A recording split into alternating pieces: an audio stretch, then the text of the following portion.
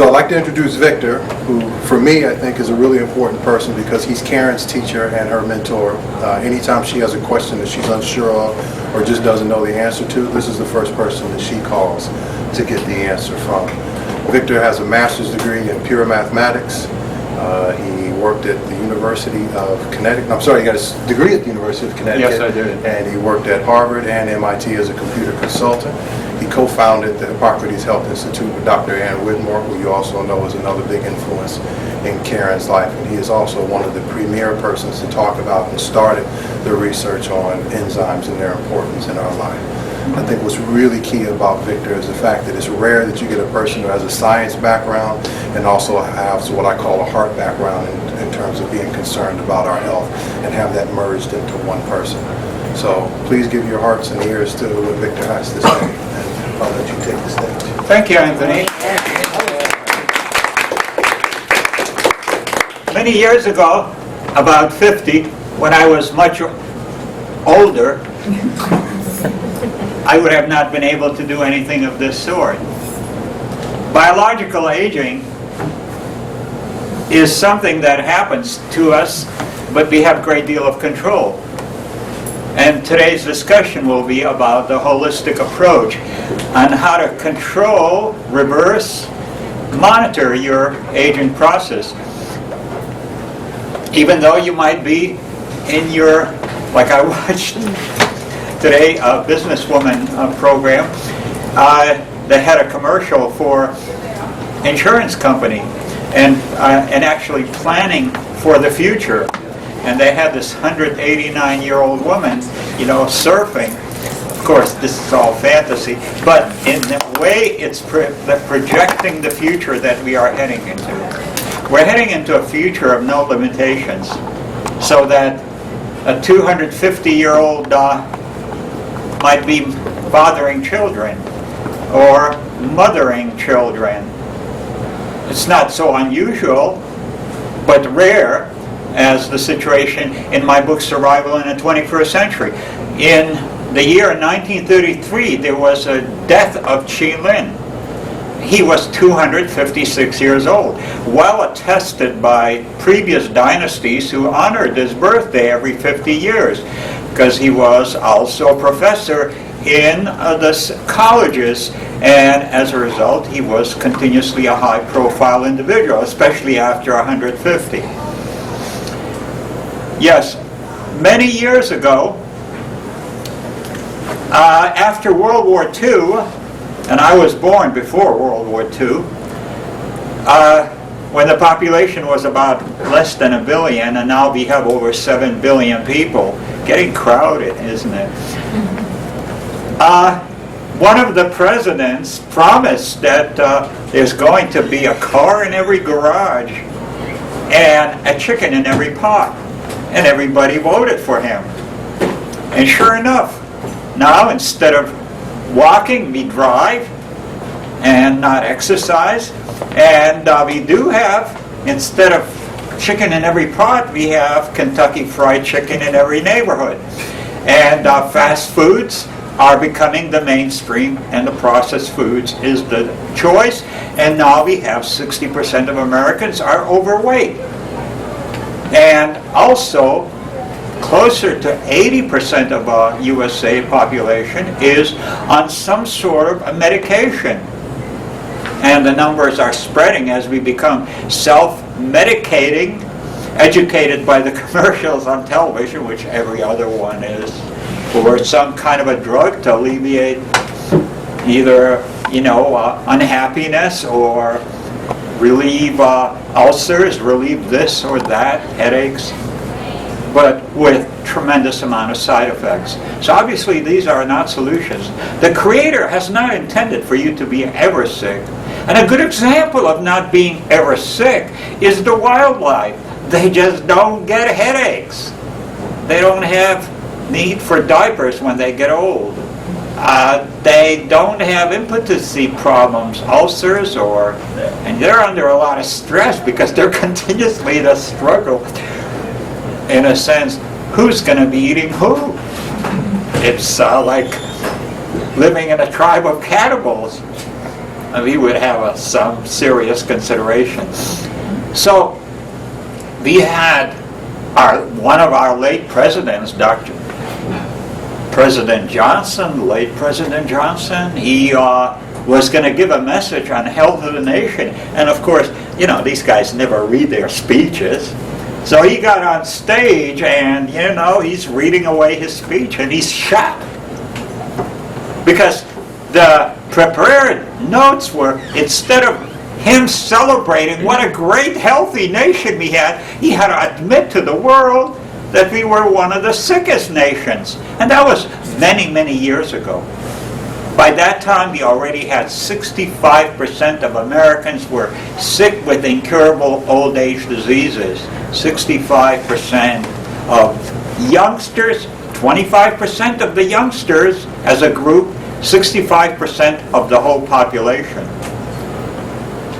Well, he hired the Surgeon General at that time was Dr. Kumpf, and to go out and to find out what's wrong. Why are we falling apart? And they spent close to a decade and published the Surgeon General report. And that's where you have that early concept of holistic living being introduced. It's not one factor, but 5 factors that were extremely important to influence your overall health. And first, it was, of course, diet. Matter of fact, to this point, National Health Institute claims that over 85% of degenerative diseases are preventable. In 2001, the Circulation Journal had a conference of all the different leaders from diabetes to cardiovascular cancer, even National Institute of Health, children's diseases, all came together, and they came to the conclusion that as a preventative for all forms of degenerative diseases, plant-based diet, 76% of your diet should be plant-based, whole foods. That was straight out of medicine.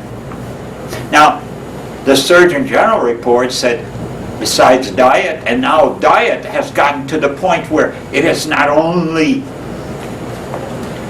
percentage of plant-based diet, but you have such splinter groups, because American Medical Association, the Union of Pharmacology, when you graduate at one time, practically 100% of the students joined AMA. Now, less than 30% are joining the AMA because they see it. It's just a drug marketing, and the journal reflects that. I thought they have some half-decent research that is useful, published in the medical journals.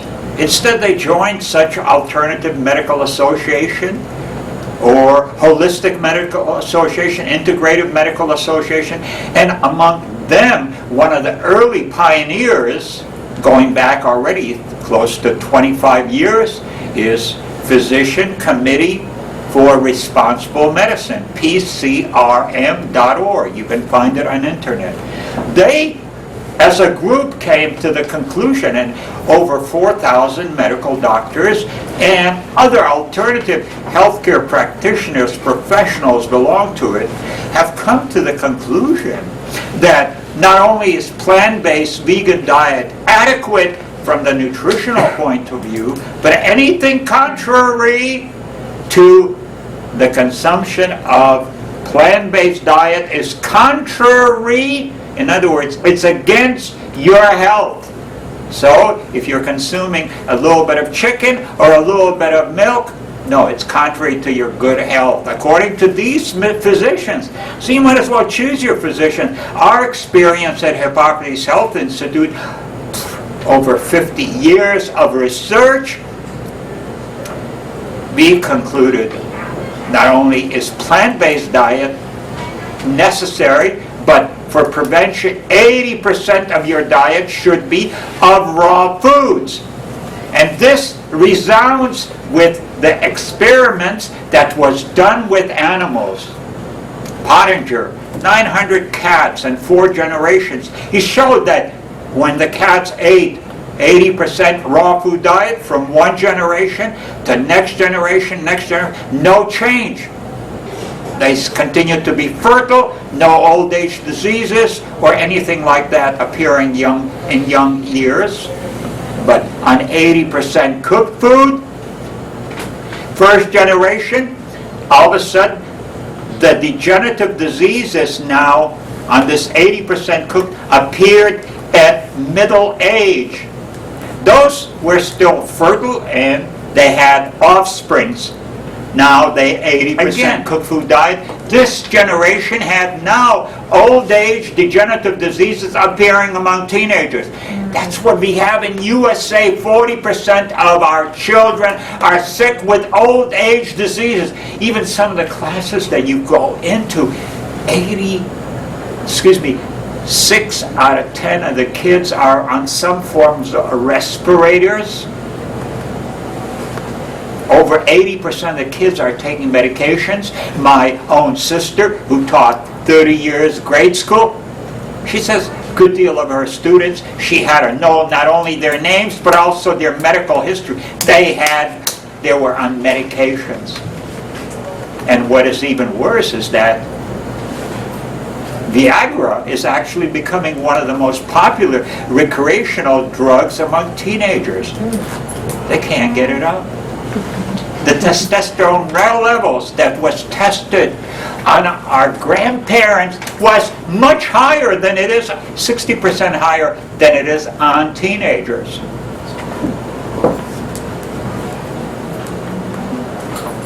That is serious condition. And then by the following generation on the Pottinger cats, the ones that were capable of reproduction produced nothing but sterile offsprings. And the end of the cycle of degenerative nutrition. And nothing is being done to encourage anything otherwise. Instead, the fast food industry is booming. According to Mercola, 95% of the food, Mercola.com, he's a physician, that is consumed outside of the home life is of processed foods, 95%. And most people do not eat at home breakfast, lunch, or supper. So here you have a population that is basically an accelerated aging. And in 1990,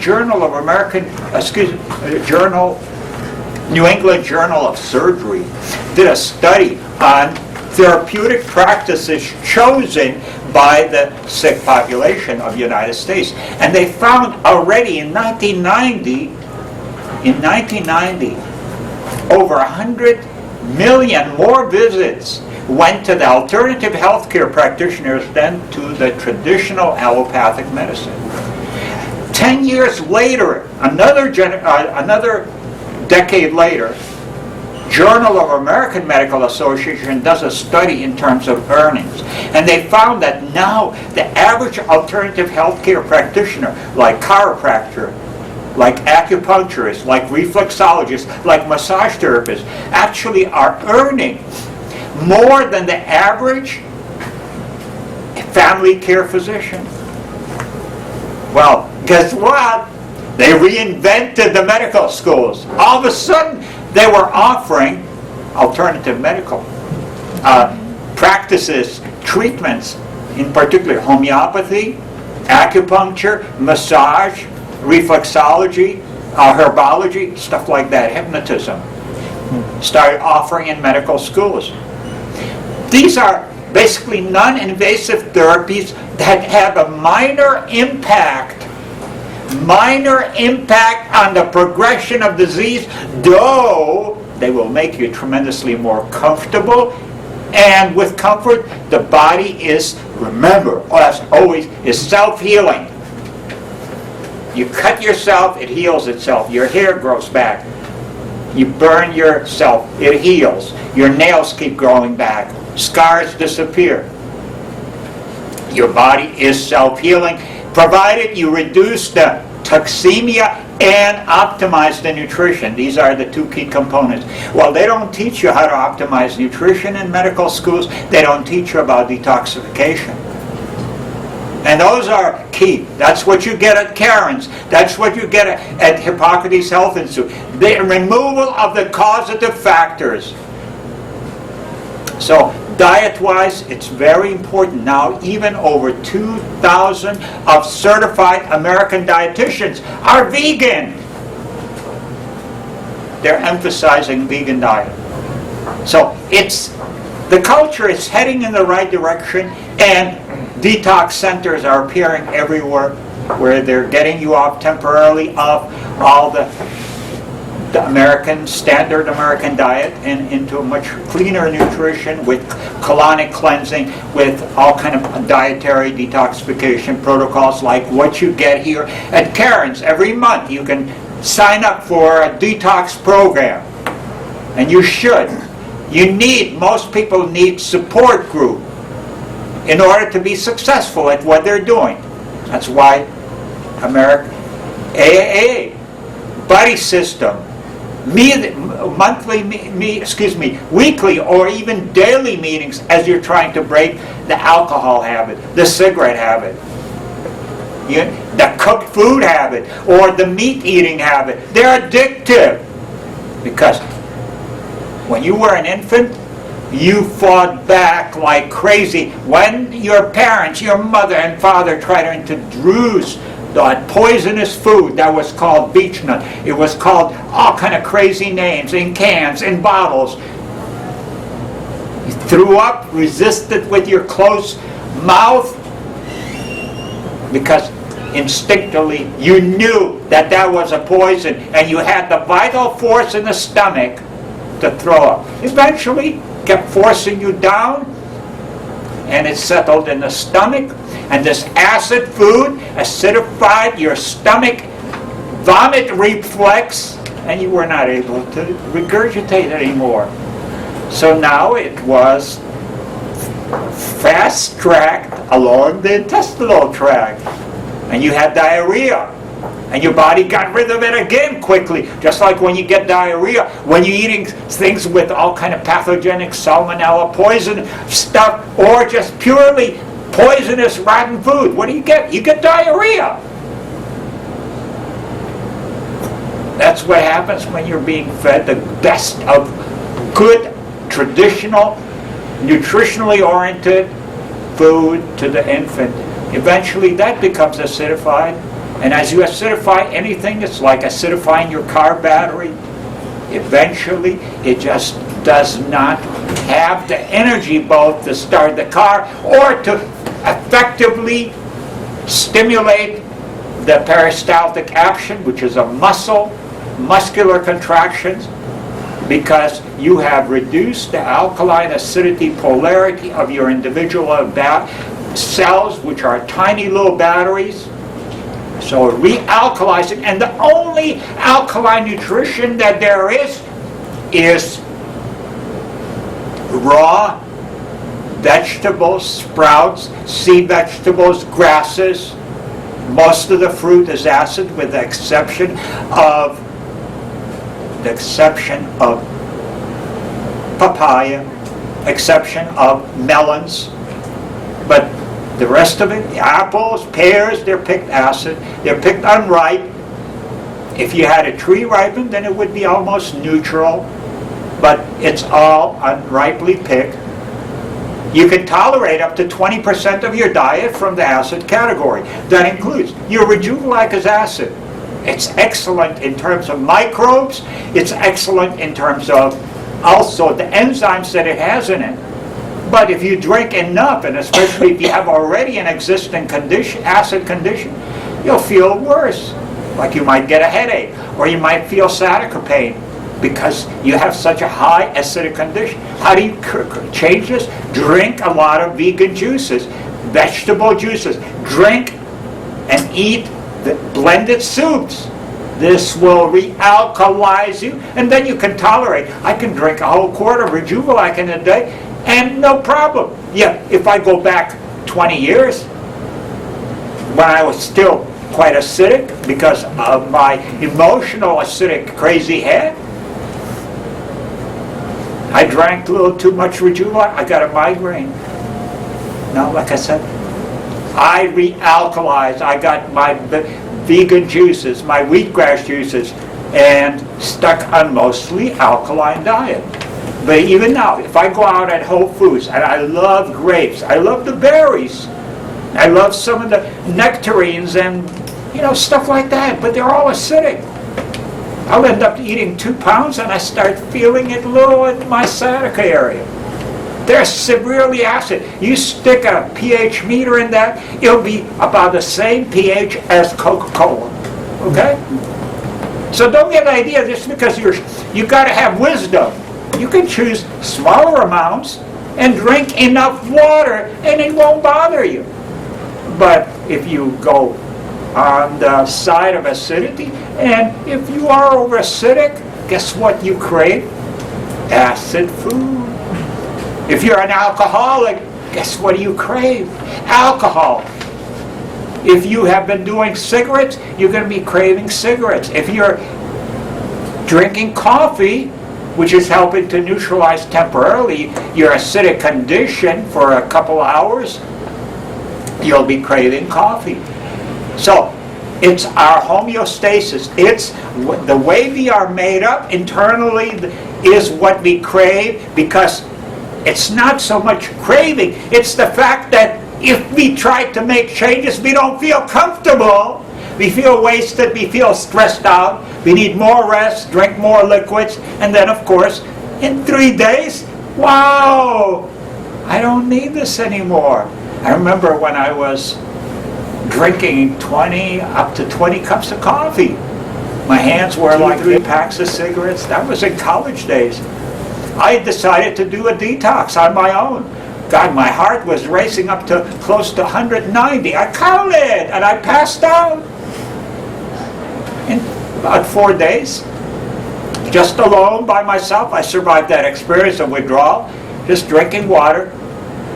And then I felt tired. And in another week, I just kept getting stronger. And sure enough, I was able to go back teaching college mathematics. So change is not comfortable, but once you made that change to a higher blood chemistry, higher homeostasis, that's the balance of your temperature, of your pHs, of your composition of the sewage waste stuff that you're carrying along your body, of the nutrients you're carrying. Body tries to maintain kind of an even balance. Change is always uncomfortable. Whether you're getting into an addiction, I remember when I started smoking cigarettes. God, I got a headache, I felt nauseous and everything, but I kept smoking. Eventually, that's what I liked. I felt now good like everybody else who was smoking. So, and then when I try to change, again, not comfortable. So the same thing is true for your dietary habits. That's why a detox session is excellent in terms of helping you to make changes. Okay, maybe a temporarily break from diet. What's the second point on holistic living? Exercise. And even with bad eating habits, if you do enough exercise, you can get along for quite a long time, as long as you're physically active, because you will have much higher muscular foundation. What is the value of muscular foundation in comparison to fat foundation? Well, muscular foundation has cells that crank out enzymes that support metabolic activity, digestive activity, and immune system function activity. That's why exercise is so good for you, keeping as high of a muscle mass as possible. So exercise is also good in relationship to the next point I'm going to be talking about. What is so fantastic about exercise is that it's better than Prozac, it's better than Zoloft. It's an antidepressant. It changes your attitude. You work out for an hour and all of a sudden you have a different attitude. You are empowered. You're ready to take on the world. And don't get the idea that, I'll exercise maybe every other day. No, you should think in terms, I'm going to exercise every day, just like you walk around on your feet. Well, how about the upper body? Shouldn't you be doing the upper body? I got into, within the last 2 years, started back again with this concept, daily exercising. I do about 20 chin-ups. Sad to say I can't do 20 in a row, but I do 5 in a row, and I do 4 sets within a half an hour, and then that's upper body. I hang from the ceiling, and I do crunches, about 50 of them. These are ways of, and it made such a big difference in the way I feel, because my wife passed away about 3 years ago, and that was a very big, basically, a chunk of life to handle. We were together as friends, as lovers for about 30 years. That's a long time to spend with a person, to have that separation. And no matter how much I knew on spirituality and everything else, something else took over. And I became quite abusive with myself and started going downhill.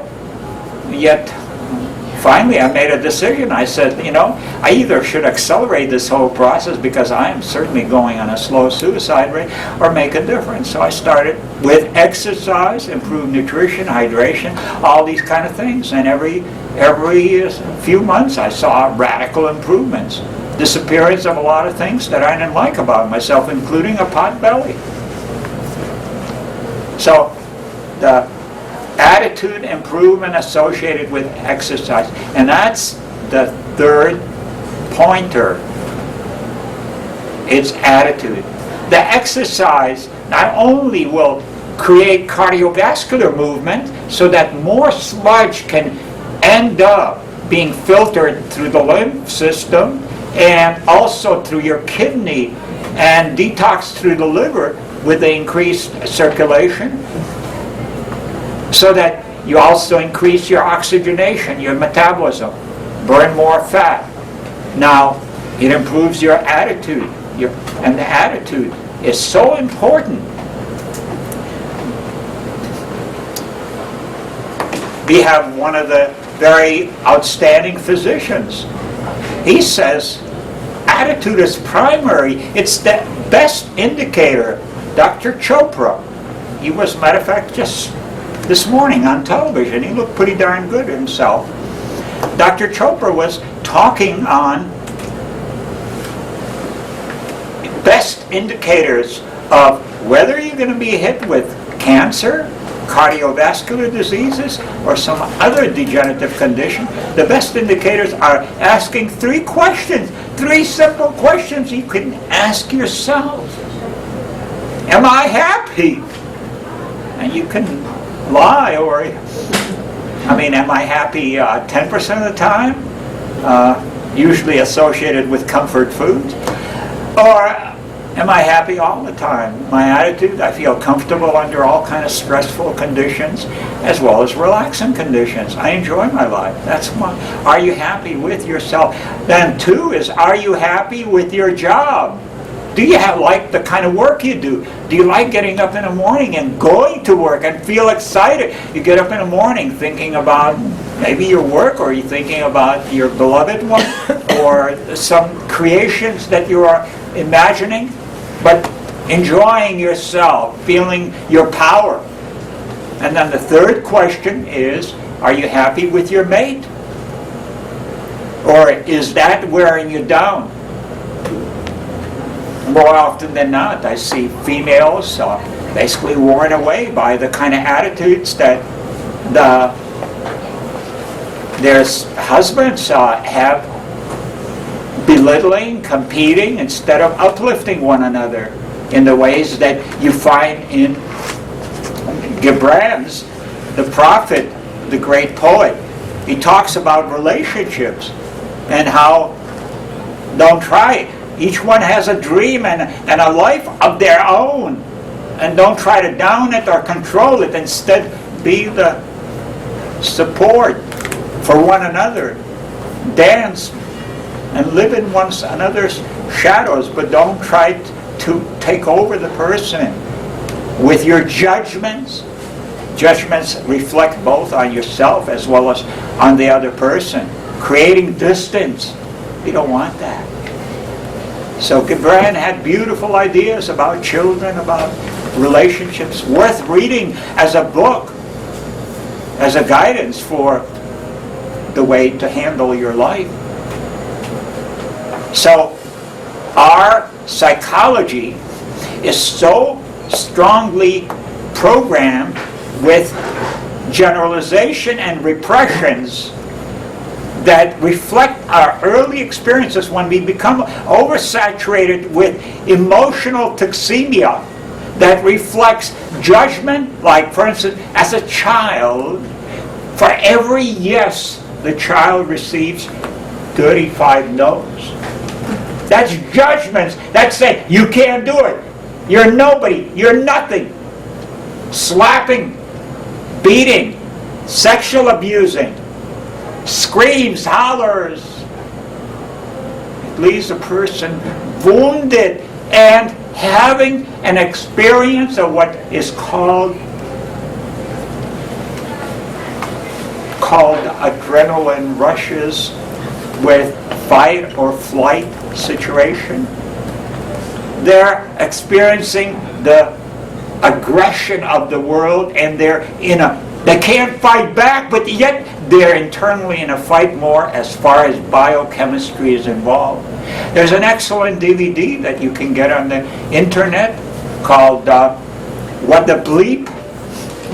And it's by psychologists and scientists and spiritual leaders, an exceptional description of the mechanism of how the human body mental parameters works. And that is your visual, all your senses gather information and create messages, and these messages are picked up at your hypothalamus, which gathers all the sensory data and writes a little script and sends it off to the pituitary glandular. The pituitary glandular reads the messages and comes back with orchestrating your whole body, hormonal and physiological responses, what to do. What to do, because if it didn't experience what is going on the outside world, it might not know it's about to be eaten by a lion. So it becomes a priority. Whatever happens outside, whether it's a car heading towards you, becomes of primary information importance. It goes into your brain, pituitary, and jam, you slam the brakes, or you avoid being hit by a baseball flying at you because sensory data was coming at you. Well, it takes sometimes 10 minutes, sometimes an hour, to distress the hormone that has orchestrated a full body adrenaline pituitary response. But what is happening is, what if you are under continuous duress, not only by the external world, namely at the job, your boss is beating on you, your employees are, the whole stress associated to doing business, etc., etc. The fact that you also are way behind on your credit cards, the IRS is after your butt. I mean, you've got all these things happening. These are all stress factors. And they are organic compounds that are created as an information vehicle of a protein molecule that is being placed into your system, and guess what?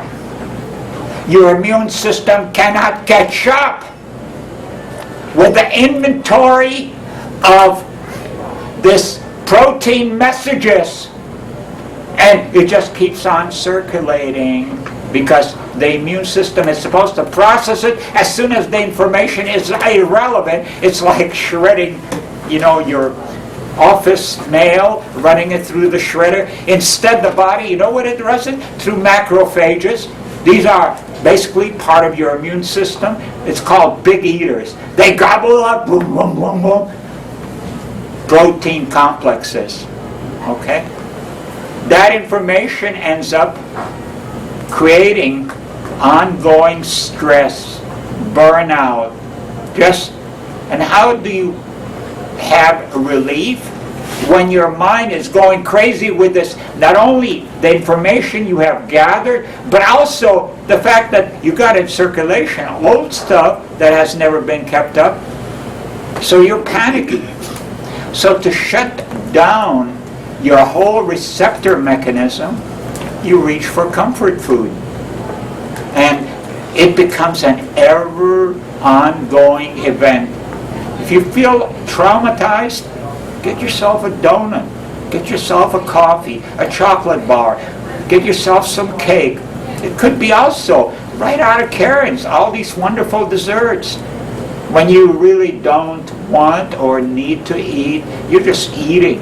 Because as long as you're eating and creating stimulation with the outside world, which is eating, you are not going to have feedback loops being created by the internal circulatory information. So you have an emotional shutdown for a while and you feel good. That chocolate booster, that coffee booster, that cake booster, whatever it might be. It's an important traumatic trigger mechanism that no matter what great plans you set for yourself, as long as you got this crazy mind running wild, and what the heck can you do about it? Well, it's very simple. And it took me years to figure this out. As long as you can have some way of non-destructive, non-stress stimulation of your sensory data so that you are not bringing in new toxic messenger information into your system, then your body, your immune system will be gobbling up the old stuff, detoxifying your emotional baggage. So how do you do it? You can go and dance. You know, any mechanical distraction, anything you do, talking has a quieting effect on the mind. Meditating. A popular thing you can get that comes out of neuro-linguistic programming and other disciplines. You can find it on YouTube. All the details. It's called tapping. It's like, oh, you're a good boy. But mechanical intervention with your brain activity. You don't think while you're tapping. Shut down your thoughts. And when do you need to shut down? Whenever you don't feel good. When you don't feel good, it means you're paying attention to nightmares. It means you're paying attention to stress. It means you're paying attention to all judgment. It means you are abusing yourself. That's the time to have mechanical intervention. Go for a run. Dance. Laugh. All these are immune boosters. But if you sit still, unless you're meditating and quieting your mind and feeding that pituitary glandular, pineal glandular to work with inner light, you're just, instead of burning down these circulatory proteins, you're going to be making them multiply because your mind doesn't know the difference between the attack of the lion from the outside or the fact that your mind is circulating memories of the lion that you never processed 10 years ago. You're still being attacked. Think about that. You can control your psychology, and the best psychotherapy is for free. Tapping, like I said, look it up, Tapping. Just go out for a run, and don't you feel better? Go out for a walk. And stay away from the newspapers. Stay away from the television.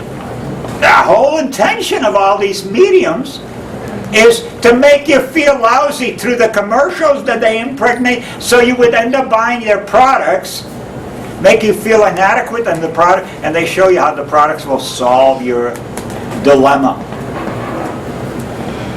And of course, most news are bad news.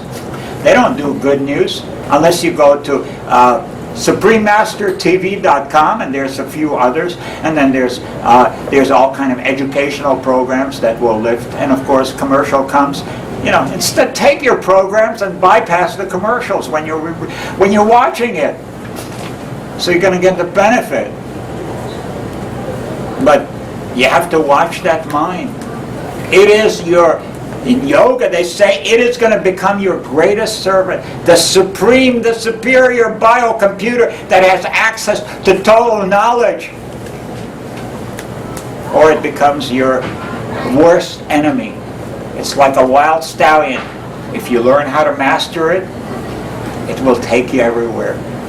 But if you try riding it without self-mastery, it will break your bones, leave you paralyzed.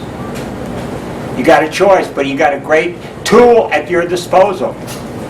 And when you can really quiet your mind, it's called pure meditation. You start working into deeper and deeper levels of relaxation. Eventually you hit savasana, the corpse pose, where you're just totally so relaxed that you are not anymore aware of the body or your astral or anything. You're into total stillness, mindlessness, no thoughts, no feelings. You can go into eventually samadhi. And within that state, you will be able to harvest and bring access to any information that you want, any programming you need. All of a sudden, your life becomes synchronistic. Synchronistic in a sense that you're planning, you might write out the things that you want to do and things that you want God to take care of, and everybody who wants to be successful, whether it's in a health or business, they should have a day timer, something you write down every day to create order out of your life and basically turn over to God 90% of the stuff and only choose the ones that you like. That way you're always a happy camper. But if you don't have trust, well, it's never going to work out. God don't work for people that don't trust. Got to have faith, got to have hope, all these kind of things, and you got to have heart and charity. So you become into synchronistic moves where everything becomes coordinated by the Divine Mother out of the Milky Way. She'll make sure that everything happens that you plan for. But it comes down to trust, trust, trust. Doubting Thomas don't ever get anything. Just more pain and suffering. So you got to develop that part, and trust comes having belief in your future, and also the fact that you are making every attempt possible to align yourself with your highest values. You're here for harvesting some pretty deep stuff. And it's not just eating sprouts. Sprouts are good. Learning how to sprout and doing all those things, but it's learning a way of life, developing that attitude that is progressive, and the meditation is of highest importance twice a day. And if you meditate, like TM puts out journals, the research journals, they say whatever field of endeavor that you wish to maximize and optimize in your life, you meditate, you're going to be successful. Whether it is golfing, whether it is tennis, whether it is making money. Matter of fact, Fairfield, Iowa, which is the TM capital of the world, has more millionaires per density than anywhere else in the world. They're meditating. The ones who are wanting to make that jump into a higher level of income. So, meditation, prayers, trust, non-judgment, forgiveness, anchoring yourself from the past, living in the eternal now. In other words, letting the moments be experienced and expressed instead of replaying continuously past horror shows of your life. Now, life is a joy. You make it a joy. So you can have control.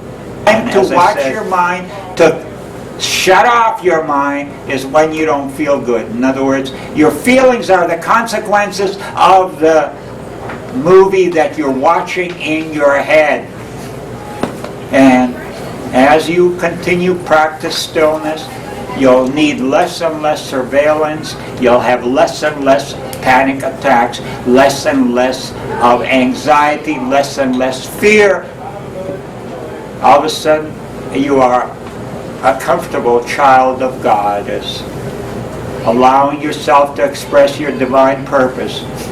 And when you do meditation, you will discover who you are and why you're here.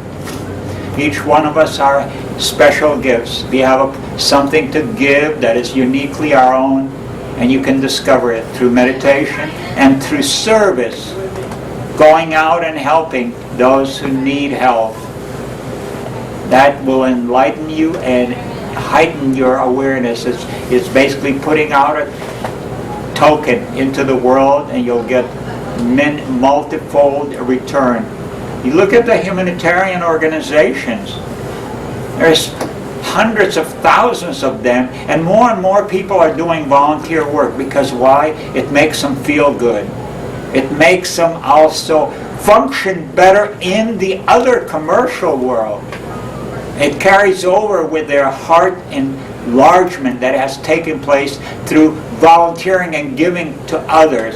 And you get a tenfold return on that time investment. Just like you're going to get a tenfold return on you investing at Karyn's over here, spending the time with Viktoras, spending the time with yourself. You might not completely absorb or assimilate everything. It's all right. That's not the name of the game. What it is to allow your consciousness to take in and let it generate action steps. Because we all want to be better than what we are, and you can. And just do whatever you can that you know it's hurting you. And keep on trusting and keep on non-judgment on yourself, because the primary attack toward a happy, healthy life was well expressed by the Jesus. And he said, love yourself unconditionally and love others as such. And when you start doing that, then your body starts flourishing. When you're loving yourself, it means you're feeding yourself with loving foods that are created by the Creator, without fire, without processing, without needing to stuff yourself on going eating, munching throughout the day. At the same time, it gives you clarity. So loving yourself, loving others as yourself. This will generate the kind of world that you want to live in.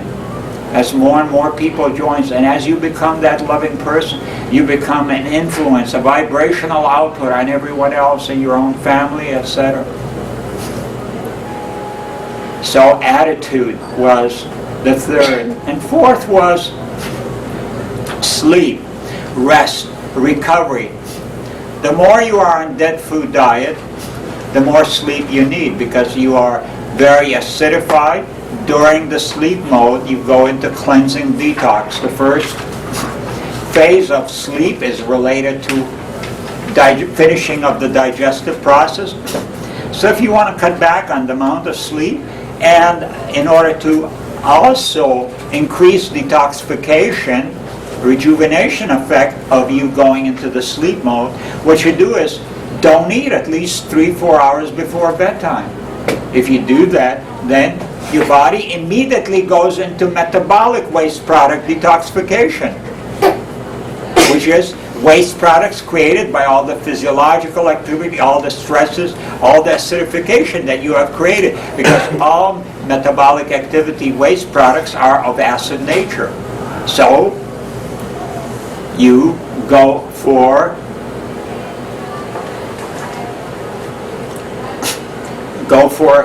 shorter needed of rest. It'll detoxify more rapidly, and then the last cycle is basically detoxification of waste products that are accumulated and build up in your system. Matter of fact, there are therapies that are conducted in Europe where individuals are put on a sleep therapy for 3 to 5, 6 days, and they just kind of wake up to urinate. They usually purge them before that, so they don't have the need for defecation, and they might wake up and drink a little water or herbal tea that just keeps them sleeping. Myself, the longest I slept was 3 days, and my God, this was wonderful. The only thing that I did was wake up, drink some water, and I urinated. I had a urination unit next to me, so I didn't even have to get out of bed. And then I felt so unbelievable, refreshed, so clear-minded, so vital. Sometimes, 12 hours is enough. Over the weekend, give yourself time to break away from old habits. But sleep is what most people are way behind due to, first of all, not getting adequate rest. And what is adequate rest? For most people, it might be on a traditional diet, would be definitely 8 to 10 hours, or even on a good vegan diet, it might mean 8 to 10 hours. If you're a bodybuilder or you're working hard in the construction field, you might need that much time, extra time to regenerate those muscles and the waste products that have been created and the torn tissues that are part of high stress physical activity. So you might need that kind of rest. But if you are doing a cleansing program like juices and you're not that toxic at all, you'll find that you can get along on maybe 3-4 hours of sleep. And if you're detoxified, like one of my good friends is an example, Margabandhu, he's a yogini for 40 years. He never sleeps more than 4 hours. He works like 16 hours a day in his healthcare practice, and then he does yoga. He does also volunteer work and teaching others. He does also qigong. 4 hours. Clear-minded. Doesn't look like he's aging or anything like that. So the more your diet and lifestyle is in phase and emotionally you are stable, you can get along on far less sleep. In wilderness, the vegan animals, basically, they don't really sleep. They rest predominantly, and they can be woken on seconds notice and be ready for action. So, and all they need to do is lay down horizontally. Have you ever tried doing some rapid recovery? One time I did sleep deprivation test on myself. When I was younger in college, I needed to study for exams, and I stayed up for 7 nights. And the only thing I did was stay on liquids. That was one thing. And secondly, I did the corpse pose.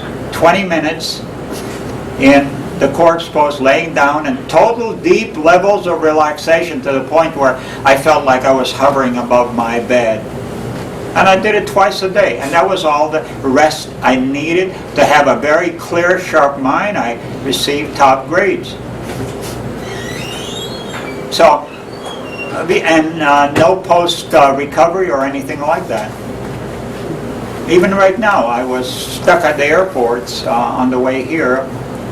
I was without sleep about 40 hours, and I had a couple what we would call seated or lay down deep relaxation. I just let go and allow my heart, my kidneys recover, and stayed on liquids, some sprouts, and also some fruit.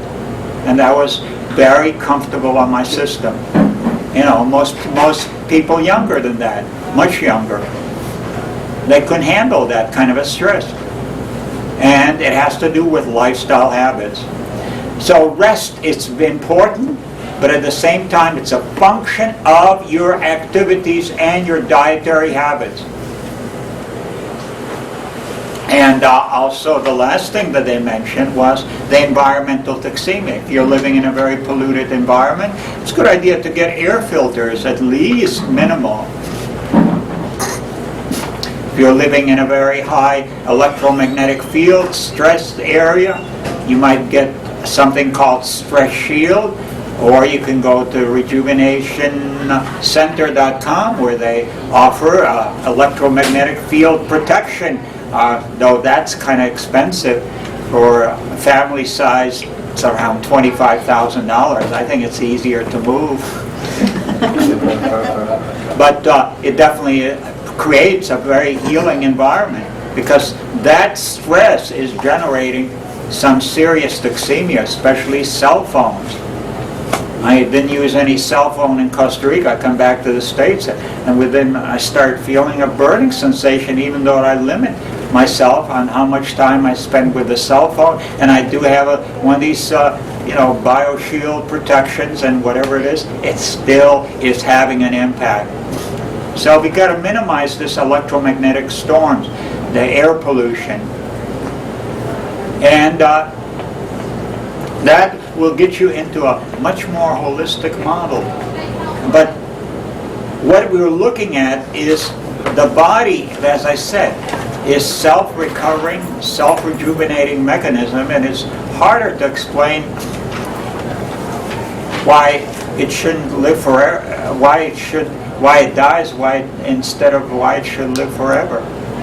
Because the human body is capable of continue generating the cells, but toxemia and malnutrition went out. Now, the greatest toxemia and what influences your system is by way of the solid foods that you end up consuming. The immune system does one job well. It sorts the food that you put into your body into, is it a nutrient or is it something to be excreted out of the body? And like a good police garbage system, it gets rid of it out of the body as long as it still has enough workforce and enough energy to be able to do the job effectively. So every food is actually toxic to your system. That includes natural whole foods. There's a scientific journal that is called Natural Toxins in Food that you can find in any academic library. They put out monthly journals showing how any kind of natural, whether it's sprouted wheat or wheatgrass even, wheatgrass as an example has cyanic acid. Cyanic acid is basically cyanide. Cyanide is not a very good thing to be consuming while you're getting it on the wheatgrass. Well, how does your body handle? When you drink that wheatgrass, cyanic acid is found in many other foods like sprouted alfalfa, in almonds, etc., etc. Now the cyanic acid, normal reproductive cells in your body have beta-arodenase, which is an enzyme that will neutralize the cyanic acid and pass out by way of kidney urine functions. Cancer cells do not have beta-arodenase enzyme, and as a result they're killed off selectively. Isn't that unbelievable that the wheatgrass could be your ideal form of the oncologist chemotherapy? No side effects outside of killing off cancer cells, and you think, wonderful. That's how it works. Keep drinking that wheatgrass juice. It also has all kind of rejuvenation factor. One of the first notable examples of wheatgrass endorsement was actually by Brother Jesus, the person who's on that cross. In the books that was excavated from the Dead Sea Scrolls that are found in the Vatican Library. In the books they talk about the wheatgrass, the healing power, the rejuvenation, the raw foods, all from a community that was based on the teachings of Jesus the Master. Way out in the desert, over 4,000 individuals lived on living foods predominantly. And their longevity was 400% longer, and it would have been much longer if it wasn't the fact that they were attacked by the Greek Romans continuously, and eventually their culture was destroyed. So, wheatgrass, yeah, it has toxic component, but everything you consume and your immune system, your enzymes are able to detonate and remove it. But the more you extract and use up your enzymes, and you're eating foods that have no enzymes, once it's gone past 120 degrees Fahrenheit, like a hot bathtub, you're moving in the direction where your enzymes are destroyed in the food, and your body has to sacrifice its own enzyme reserves in order to carry out the digestive functions. Well, as you're sacrificing, how does it do that? Well, a good example is, I'm glad you asked, thank you. A good example of this is the experience that has been found, and it's in all medical books. They talk about post-meal leukocytosis. Namely, after a meal or during the meal, your white blood cell count continues to go up, up, up, up. 300 to 500% increase. Why does it increase? Well, there's a good reason. Old physiology schools, they thought it was a normal biological process. But now there's an explanation, because Dr. Who was a microbiologist, Kauchikov, he took 4 different dietary groups: smoked foods and processed foods, cooked foods, and raw foods. He found, like, when it was smoked food, processed food, it increased by as much as 600% the white blood cell count. When it was just cooked food at boiling or higher temperatures, then it was increased by 300%. Now, why does the body increase the white blood cell count during the meal? Well, guess what? These white blood cells are like little golf carts, and they drive around all over your body, millions of them, doing what? Collecting little enzyme balls from the metabolic pool and taking them over to your pancreas. Your pancreas was not designed ever to eat cooked food. It continuously gets larger and larger due to the indulgence in cooked food.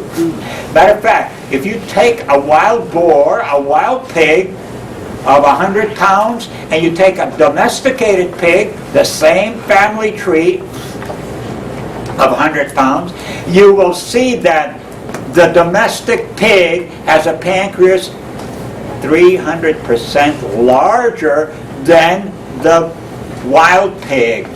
Why? Because the pancreas becomes overworked, enlarged, due to continuous ongoing activity of harvesting exaggerated volumes of enzymes from the metabolic pool, so it would be available to digest the cooked goulash that the domestic pig was fed at, whereas the wild pig was not having any of these kind of challenges, just like the human pancreas. Now, what's so bad about an enlarged pancreas? Well, it's the same situation as an enlarged heart. It's going to give out eventually. And it does. Pancreatic cancer is considered incurable. Matter of fact, it's like a death sentence. Yet, if you go now Google up Google up on the internet the word pancreatic cancer plus enzyme therapy, guess what? In 2007, there were 2 clinical studies, and there might be more have been done. I haven't looked up this information recent years, where they had practically 100% success in recovery of pancreatic cancer, which is considered incurable by the medical community. Well, guess what?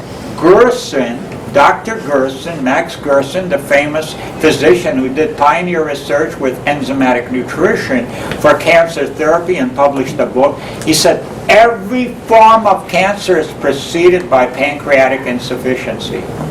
Pancreatic enzyme insufficiency and enlargement and breakdown of your pancreas functions. Why? Because of cooked food. And what was the therapy? All raw juices and raw foods led to recovery. Enzymatic food. Rebuild the enzymes. Stop insulting the body with toxic food, and the body can recover. We see that over and over at Hippocrates Health Institute.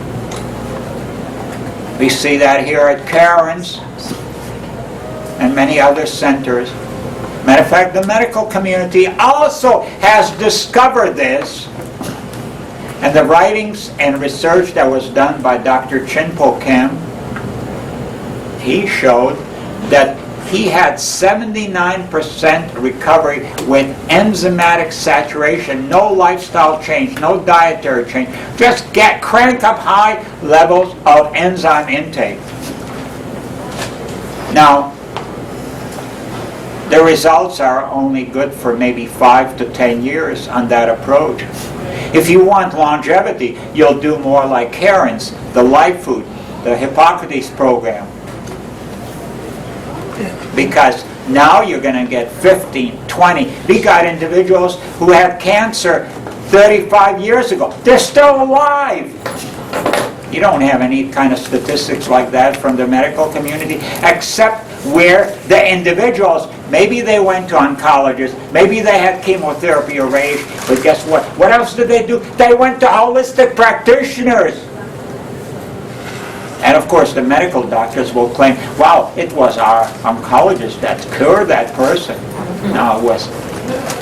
Maybe it was a combination, much more so, with the alternative. Because Harold Jones, a physician, a cancer statistics specialist, that you can find his research at University of Berkeley School of Medicine, he states that the average life expectancy after diagnosis of cancer with traditional therapy is about 3.5 years, namely chemo, radiation, surgery.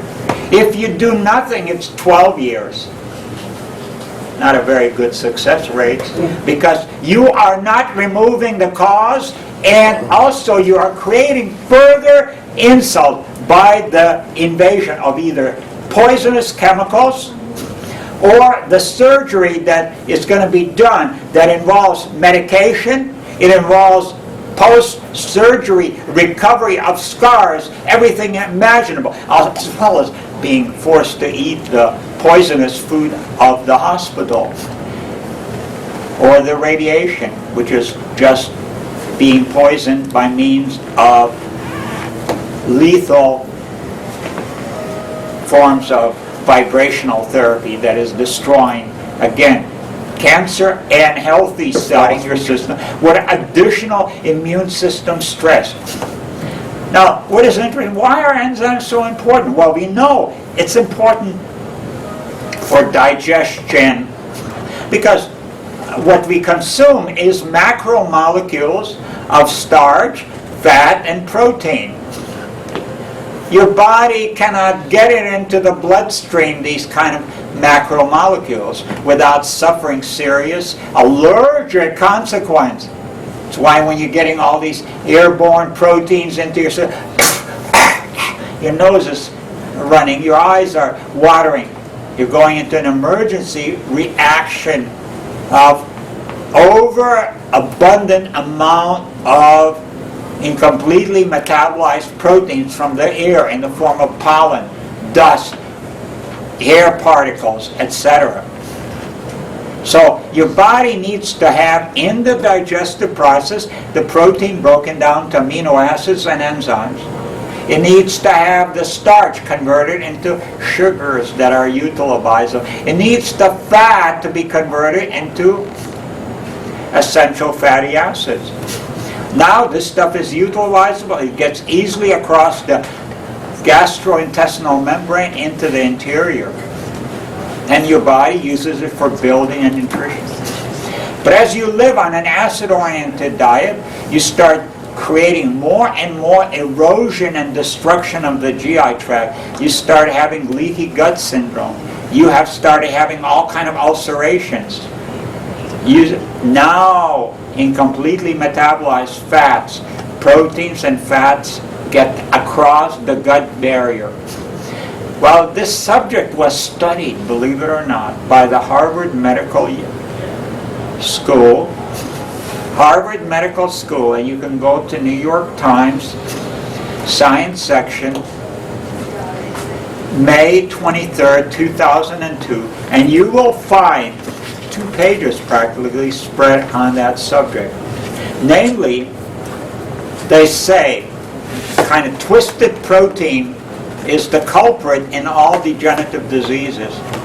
They say everybody who is on a sad standard American diet is flooded with incompletely metabolized proteins, which keeps your immune system and a 24/7 hyperactivity. And they conclude possibly, probably, all degenerative diseases are caused by these circulatory protein fragments.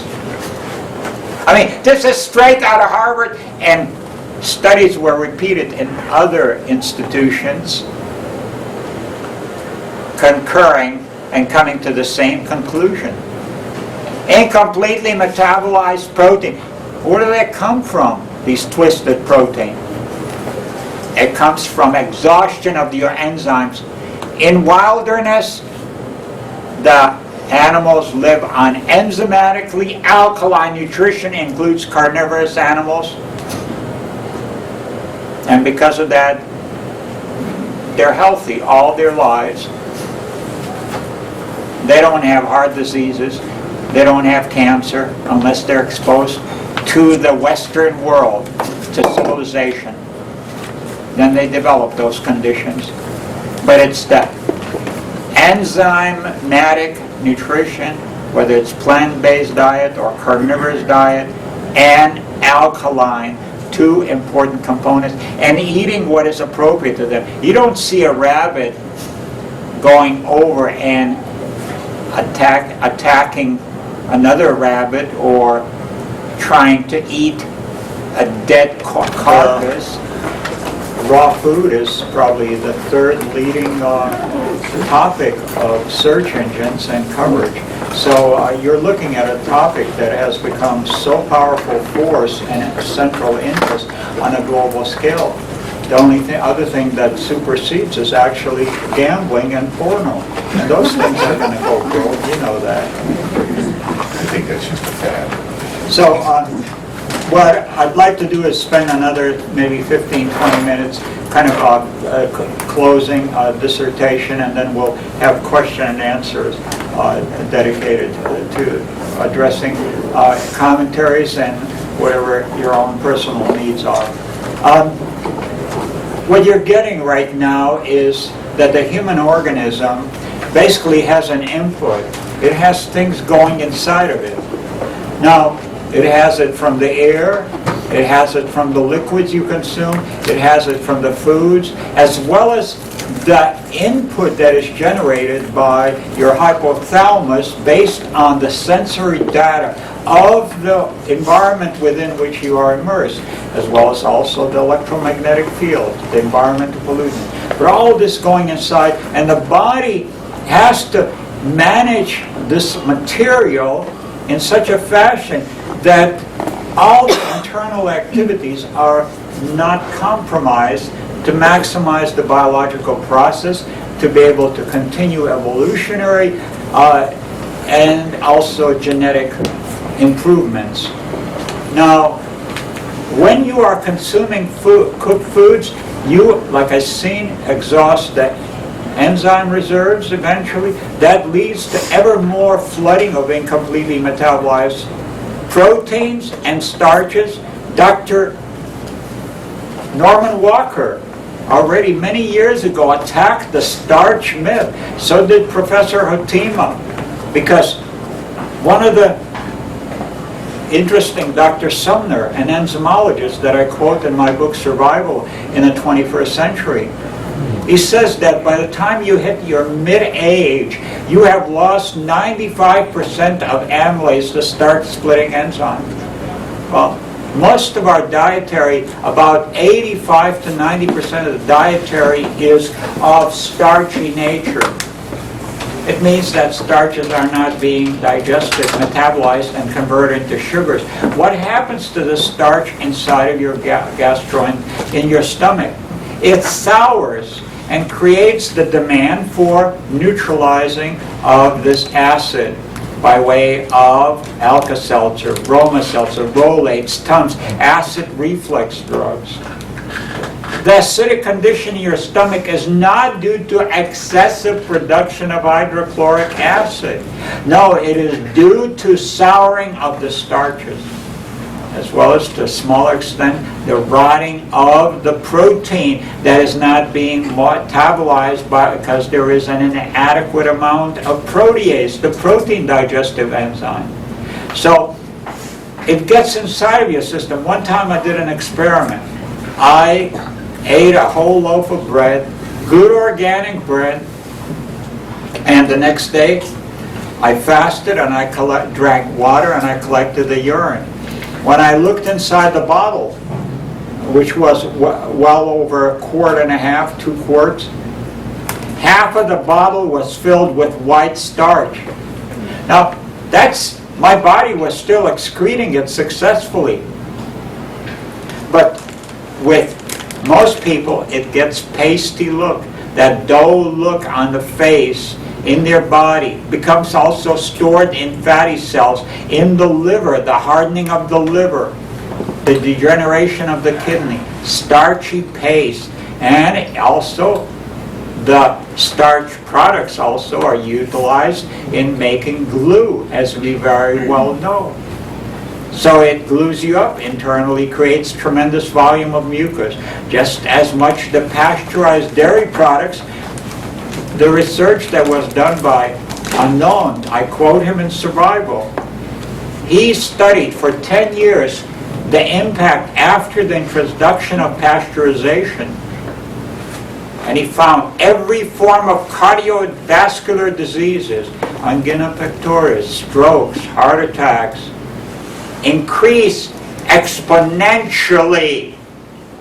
Do you realize that heart attacks and cancer was practically unknown 100 years ago?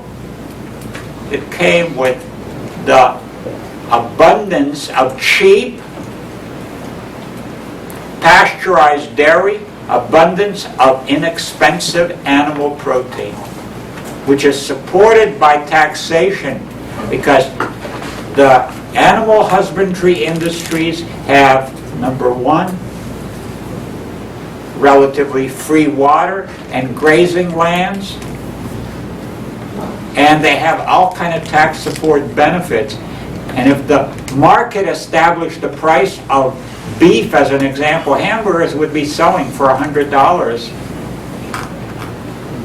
and they should only be sold by prescription only. By your oncologist saying, it's all right for you to eat 2 hamburgers a week. Instead, 3 hamburgers at a single sitting, because that stuff is deadly poison. So, Dr. Unknown with cardiovascular diseases, but even worse is the work of Dr. Anna Schwartz, published her results in Acta Scandinavia, 25-year study.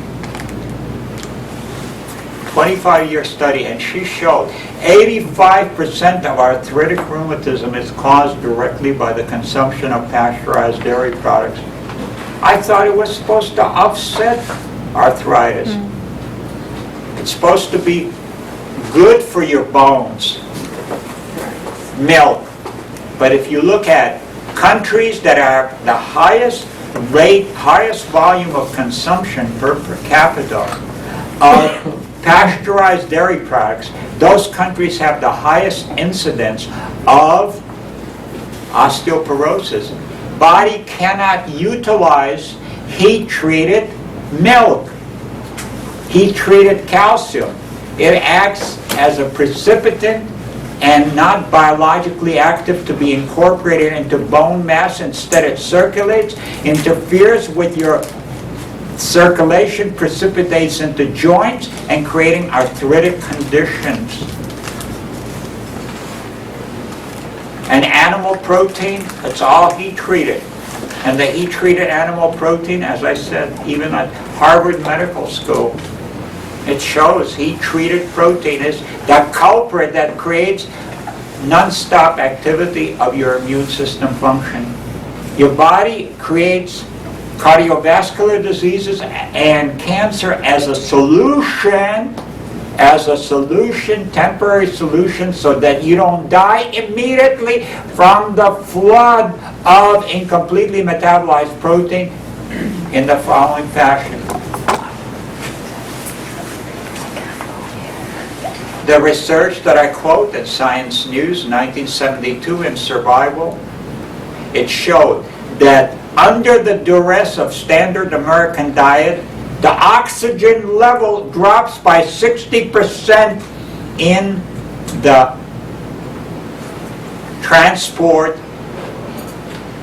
of this oxygen is interfered after the consumption of these meals. 60%. You die of asphyxiation if that is allowed to continue for any length of time.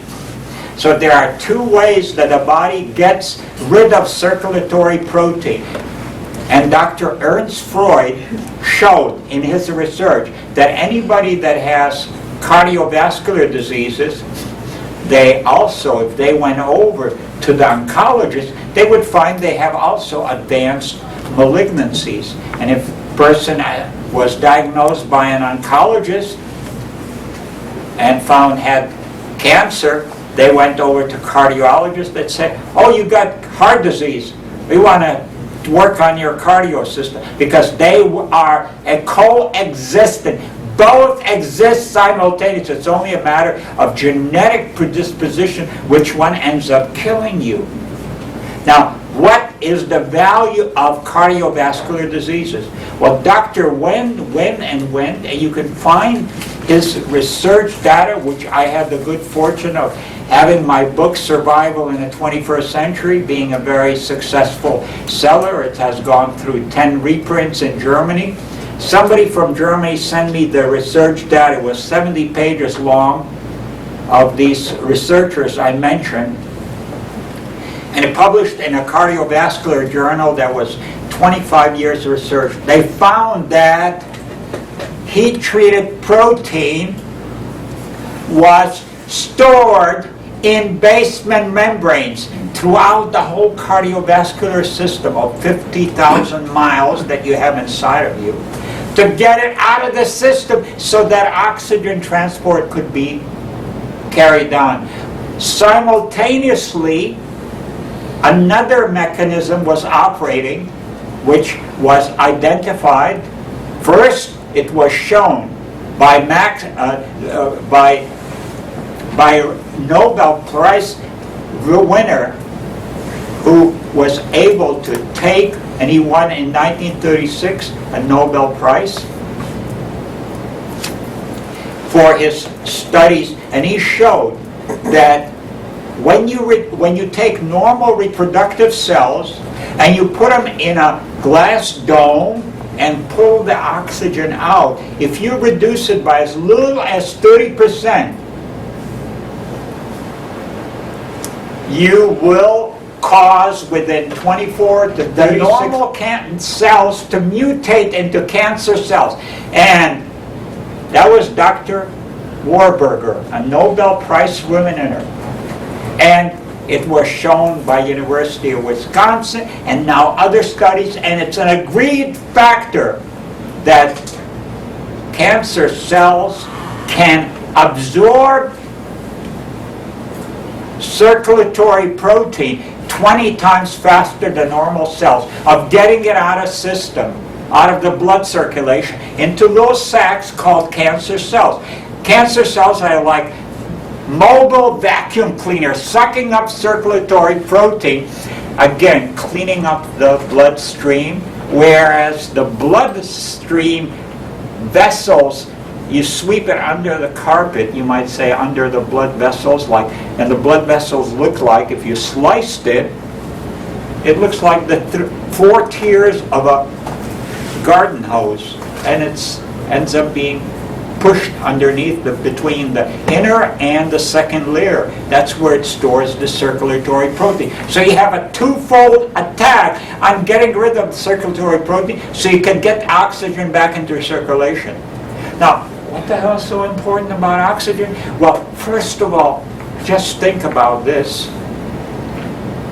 If you think, like, for instance, you're driving a car, talking on a cell phone, and putting on a makeup, you're pretty good at multitasking while texting also, maybe to someone else, 4 things at the same time. Well, that's pretty fast, but the human body not multitasks every second, not 10, not 100, which would be 1 followed by 2 zeros, not 1,000, 1 followed by 3 zeros, but 1 followed by 27 zeros. That's how many chemical reactions happen in your body every second.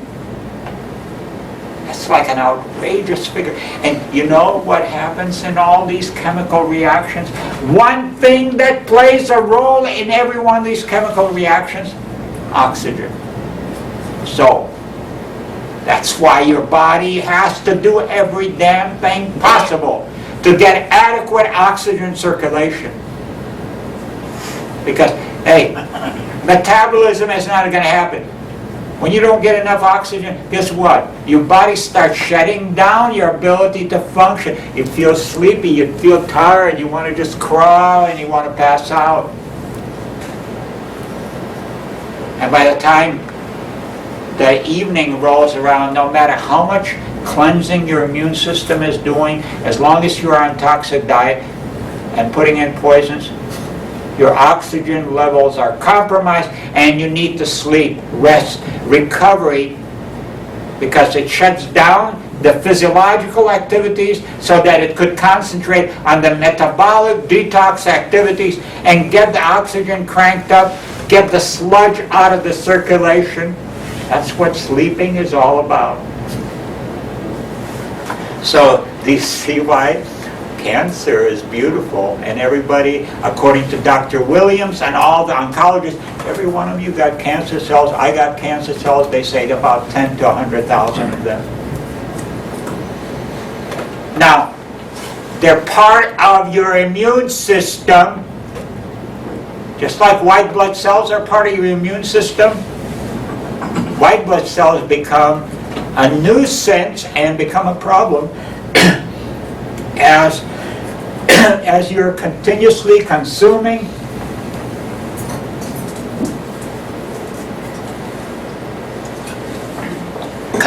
cooked food, even good nutritional food every couple hours. Your immune system, your white blood cell level keeps staying up. And as your white blood cell level, as your enzyme levels diminish due to the overindulgence of cooked food and stressful life activity, you need more and more white blood cells to go collect enzymes out of the metabolic pool, which are scarce. And as the level of these white blood cells increase, guess what? You got a disease of trafficking with such a high volume of white blood cells, it interferes with all biological processes. This is called leukemia. Cancer cells are not a problem either. Just like white blood cells are not a problem, cancer cells at normal levels, they function in keeping your bloodstream clean enough so that adequate oxygen transport can take place. And periodically, your macrophages eat up these cancer cells and get rid of it, especially when you're being a nice boy and girl, eating good things, thinking good thoughts, feeling good, getting enough rest, exercise, all those kind of things. So, but they become a problem. 5 years, 10 years of abuse, just like it is 5, 10 years of abuse being in a chemicalized environment, which keeps your white blood cell count, that is trying to detox the environment, or keeping your cell internal environment flooded with toxic processed foods, being fed every 2-3 hours, snacking. Eventually you get leukemia. It's one of these high spread diseases from nowadays. But you know what? A treatment was done, published in Lancet, Polish, and also in Polish medical journals in the 70s. I quote it in Survival. Leukemia treated successfully with infantile leukemia with about 90% success. No other therapy could do that. And then he let them go back to normal eating patterns, and again they got leukemia. He put them again on the same program, and they got rid of leukemia. They repeated this half a dozen times. He says the only reason we don't have 100% success, that was Dr. Kulvinskas, is because we haven't designed the optimal diet. What he did was low protein and alkaline nutrition. Wow. How come we still getting Leukemia Foundation? Give us your money! cancer foundation, give us your money. And this little idiot who was a theoretical mathematician, never went to medical schools, comes up with the answer. It's there, but greed makes you dim, or being too busy. So your body is attempts at every possible way to compromise normal biological functions. And this was stated by Alexis Carrel, a Nobel Prize recipient. He says, under the duress of every form of stress, the body basically adapts itself to such a way that the organism will most likely survive the experience at the expense of longevity and vitality. You're not as strong or as vital, or you're going to live as long with the cardiovascular diseases, but you don't die from asphyxiation, which you would have if you didn't have that mechanism of cardiovascular diseases and cancer operating on your behalf. Don't fight it. Learn about it, and then stop flooding yourself with garbage. You need garbage disposal systems called cancer cells and cardiovascular disease. Or you need Drano. Drano in a form of enzymes that will dissolve this stuff. It'll dissolve cancers, like Chinpo Kim showed. Like Dr. Leskovar showed that, like most doctors will agree that if you can jumpstart your immune system, make it strong enough, you can overcome every disease. Well, Leskovar showed that by taking enzymes within 20 minutes, your natural killer cells increase 1,100%, macrophages 800%. That is your immune system. It's cranked up like crazy. And then you have Today's Health, which is like the popular journal of the medical community, the American Medical Association. Guess what? In 1960 already, I quote it in my survival. I quote it. It states that probably, the word probably is a good way of disqualifying yourself. Probably all degenerative diseases are caused by insufficient or faulty enzyme systems. Wow. In a book written by 3 MDs called Enzymes, the Fountain of Life by Dr. Mielke, Lopez, and Williams, 2 of them are PhDs.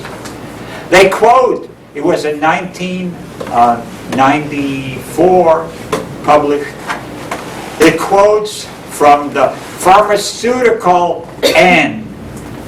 Guess what it says? The Pharmaceutical Bible states, the greatest hope in therapeutic pharmacology is in what? Enzymology. And then, of course, John Nesbitt, he authored a bestseller book entitled Megatrends, 10 Directions. In the field of biology, in this era, you can expect the biggest influence on our lives, far exceeding physics and chemistry over the previous 100 years, will come from enzymes and fermented foods. What a surprise. It's happening. Enzyme sales are skyrocketing. If you're going to buy anything here at Karyn, buy enzymes as a starter. And then buy some good herbal laxatives to flush out. Make sure your bathroom system is working. To who you are. I started that kind of early. No, I slid back so awful and so many times that I was close to death half a dozen times, even to the point where near-death experience, I had it 3 times. Thank God to good, strong constitution, I survived all my abuses and learn from all of it to be an effective teacher. It's good to be one who has had healthy lifestyles and continue to live healthy lifestyles and be also effective in teaching healthy lifestyles. But then there is the wisdom of someone who has basically been living to the fullest in burning candles on both ends and seeing what it's like to be human. And I feel very blessed to have fallen apart. By the time I was in my mid-20s, I was suffering from every kind of malady of old age diseases, from advanced arthritis to cardiovascular diseases, malignancies. I had migraines already for 20 years, since 5 years old child. Headaches, migraines eventually, ulcers by 16. I was autistic. I didn't start speaking till the age of 16. Didn't speak. You can imagine how hard it is to try to integrate yourself when you don't even know language. I mean, it makes me think of Heller. My God, that woman, how it's a wonder what she accomplished, what she did. You know, I still have an empty mind, no childhood, no connection. But what is important is the now. It's not the past, it's the now. What are you doing with your life? What are you creating? What are you making? How are you making your life work? For yourself, for the planet, but primarily for yourself. And then you give of yourself that gift that you connected to who you are to the world. And the world is waiting for you to share your love, your joy, your message. So be good to yourself and laugh a lot. Nothing is serious. What is, it's the attitude of freeing yourself from heavy burden that we all have been inflicted on by the nature of our society. And we're moving in a time of paradisical joy. As my ministry, I'm an Essene bishop and become right from the tradition of 2,000 years ago. In the book of Jubilee, which I quote in Survival, it states that we are coming now at this time to the era when once again the children will study and follow the laws of nature, and we will be free of all disease, of all suffering and pain and sadness, and all shall live to thousands of years as in bodies of children, not decrepit old men and women, doing all the things that are possible for the most optimized Olympic geared young teenager. So this is where we're going. It's a beautiful paradisical, but hey, there's going to be tsunamis, there's going to be earthquakes, there's going to be all kind of stuff happening. Don't be disturbed, don't be bothered by any of this. Instead, see beyond the illusion. Pray, meditate, and trust. And remember, even if you have to die, wow, that's a fantastic birth. It's a birth into another vibrational sphere. We keep on doing that over and over. We got to get over this whole fear of death and the whole idea. It's scary. No. It's just a journey. It's a birth into a new vibrational field with all kind of unbelievable, limitless possibilities. But the earthly school and other similar high compression, high density vibrational fields, they're pretty exciting because it allows you to accelerate the process and experience what it feels like to be God. And we are all been created in the image of God, in the image of the Creator, all-knowing, all-present, all-powerful, almighty. We have all these attributes. And in this field, by being aligned with the truth as Jesus has been, as Moses, as Buddha, as all the great leaders and many who are not mentioned, we reach that kind of a potential. And reaching out now where we're going to have the critical mass for very large population, once again, it's not going to be centurions, but it's going to be those who are living into the millenniums. So exciting time is coming. It is here. It is now. And you guys are going through the transformation. So enjoy it.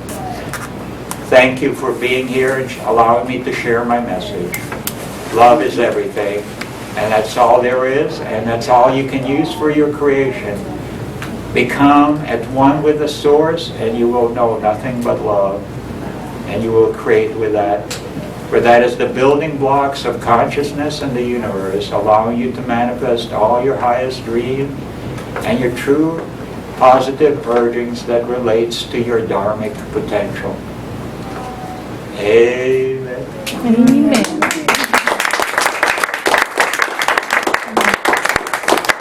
So what I'd like to do is have you just vocalize loudly your question, and I'll repeat it as such, and I'll give an answer. So just please help yourself to questions. Hey, Victor, you spoke about the cure for leukemia. Yes. And I'm just wondering, are you saying that there's a cure holistically for every disease that the medical field say that there's not, like all different types of cancers, sickle cell? That's correct. As far as there is no cure, there is only lifestyle changes that lead to the disappearance of the disease, which is symptoms of individuals' misbehavior and the way they are managing their human body. It's like an automobile. You're using cheap gas. You're putting in maybe kerosene mixed with gas. You're putting in water that is corroding your radiator. You're having your vehicle in a very polluted environment. And of course, the vehicle doesn't live out its guarantee. It breaks down and you need continuous tune-ups.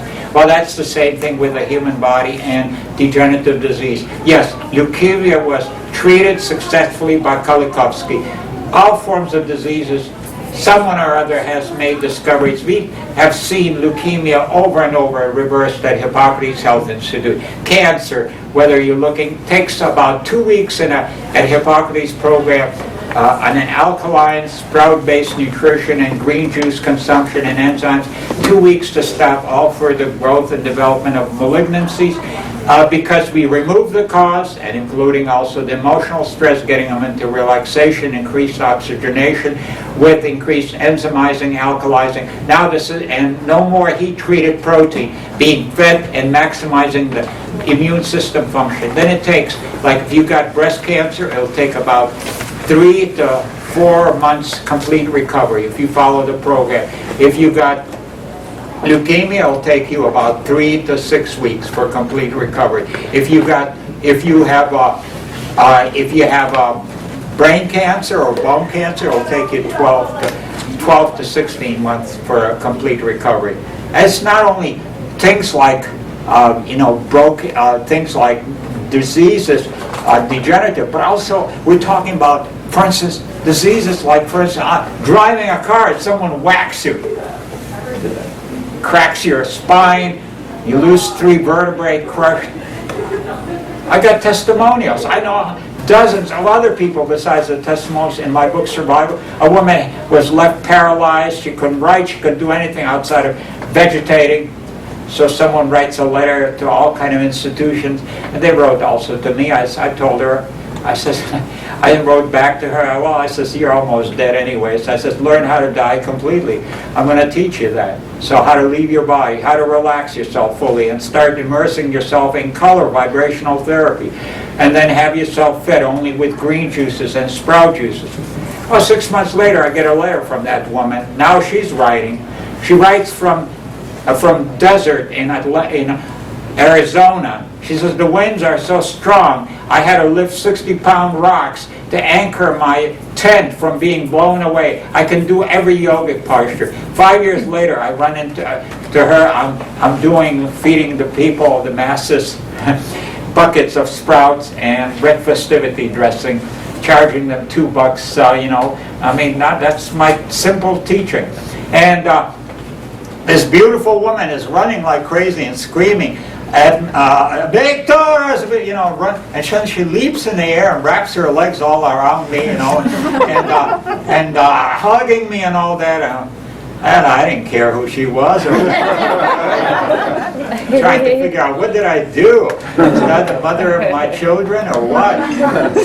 And she tells me her story. She was the woman who had that broken spine. She says, when no one else offered hope or anything like that, it says, you did it. You did it. You gave me trust.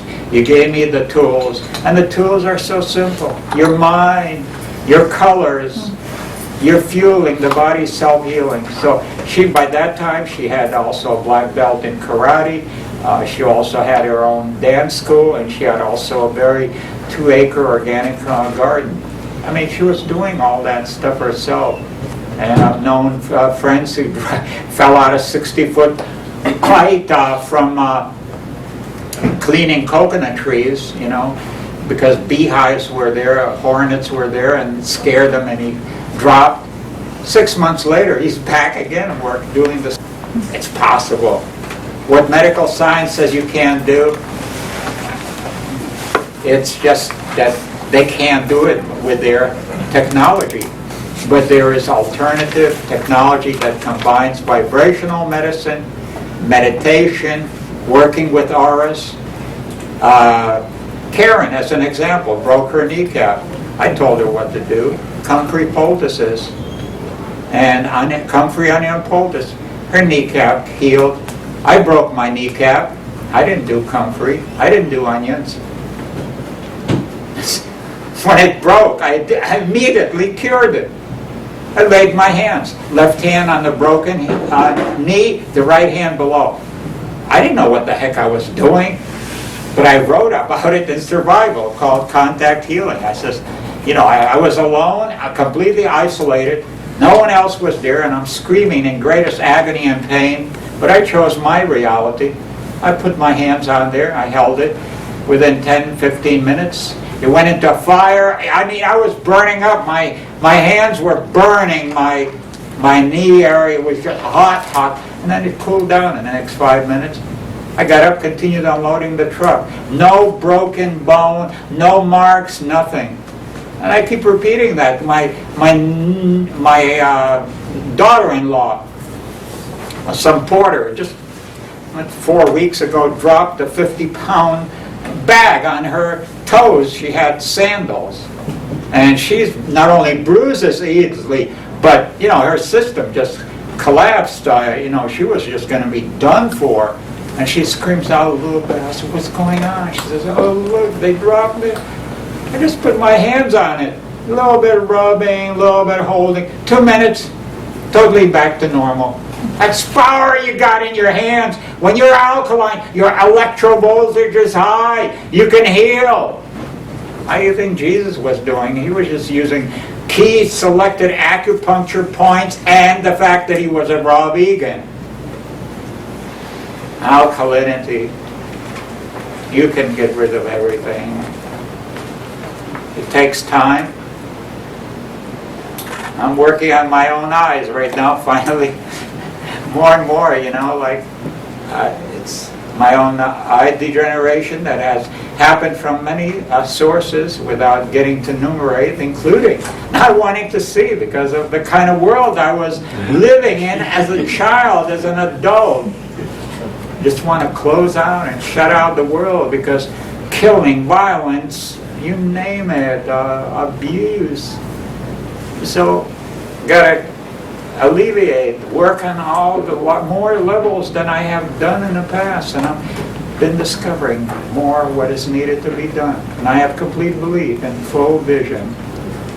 So it takes time. Some things happen much quicker, but there is an answer, and if you search deep enough, you will find it. It says in all the scriptures, knock and it will open, ask and you shall be given.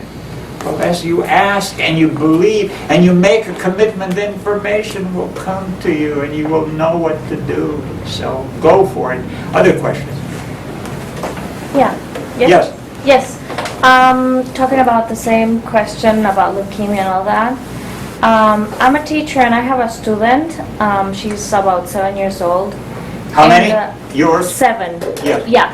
And the mom told me that they were they just, the doctors just found out that she has a really high level of white blood cells, and that that's not curable, so that she's gonna be on medicine forever probably. And She has a high volume of white blood cells? yeah, and so, you know, I don't know what you recommend where would I could refer her, like some resources that I can give the parents, you know, for schools, senior schools, First of all all, that. leukemia comes from a triple source, okay? It comes from, number one, the dietary choices. That's number one. Secondly, stress. I mean, when I studied leukemia, the kind of influencing factors, because we were doing a research study at a place called thefarm.com.ph in Philippines with leukemia with children. It was a very common situation. They come often from emotionally disturbed homes. Then also they live in areas where there is a high chemical exposure in the air or electromagnetic fields, anything that is causing cellular damage to the system, that hyperactivates the immune system function on an ongoing basis. So all these things combined basically sum up to what is basically the causative factor. So you need to reduce the overall stress. The biggest helper would be stop all dairy products, increase hydration, eat natural whole foods. In other words, you know, they might not become vegetarians or vegans or anything like that, but at least eat whole foods. That means no bread. Instead, you eat something like sprouted grain bread, which is okay, but it's made out of whole grain. You eat cooked rice. You eat cooked beans. And then eat a lot of fresh salads. You don't eat any processed foods. No candy. No junk food. Nothing. No carbonated drinks. No acid drinks. And take Karyn's blue enzymes with all the meals. And I can almost guarantee the leukemia will be clearing up. Thank you. By the way, just to create a qualifier, I am not a doctor. Yeah. I do not prescribe, diagnose, or treat. Right. All I'm doing here is sharing information that I have extrapolated out of medical journals, Harvard Medical School library that I spent over 5 years doing basic research, as well as ongoing study, as well as the clinical experience we have seen at many different institutions. All I'm doing is sharing information with you. I am not creating prescription or prognosis or saying that something is going to be occurring. I'm saying you have the right to make choices. You can either consume and integrate into your body foods that have a very stressful experience, and you're going to get symptoms of discomfort and degenerative disease. You can remove the causes, and more likely than not, your body will heal itself. Right. I understand that. Thank you. How much food should we be eating? How much what? How much food in terms of portion size? It depends on what you're trying to do. If you're trying to lose, then you want to... It's always a good idea to eat smaller meals and more frequent meals than it is to eat larger meals. If you are trying to lose weight, well, you're going to consume more lower calories, more carb diet with low in starch, fat, and protein. So you'll go low on avocados and oils, even cold press or extra virgin oils. You'll go kind of low on these. You'll go low on nuts and seeds if you're trying to lose weight. If you're trying to gain weight, then you will eat more higher calorie meals like 400 to 600 calories, never more than 2 cups per meal. If you took the whole meal and blended it together, you know, at most 3, but never more than 3.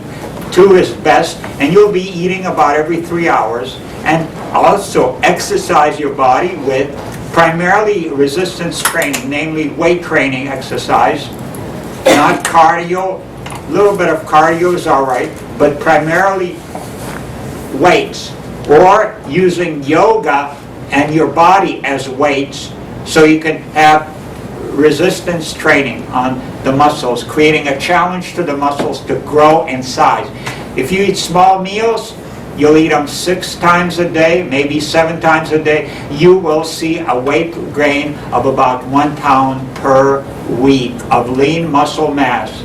If you're trying to lose weight with enzymes and also mild herbal laxative and the plant-based diet, you'll lose, if you're a female, about 1 pound per day. As a male, you'll lose up to 2 pounds per day if you do also the cardio exercise. With the weight loss, you want to do cardio. With the weight gain, you want to do you want to do weight training or yoga with utilizing your body as your resistance object.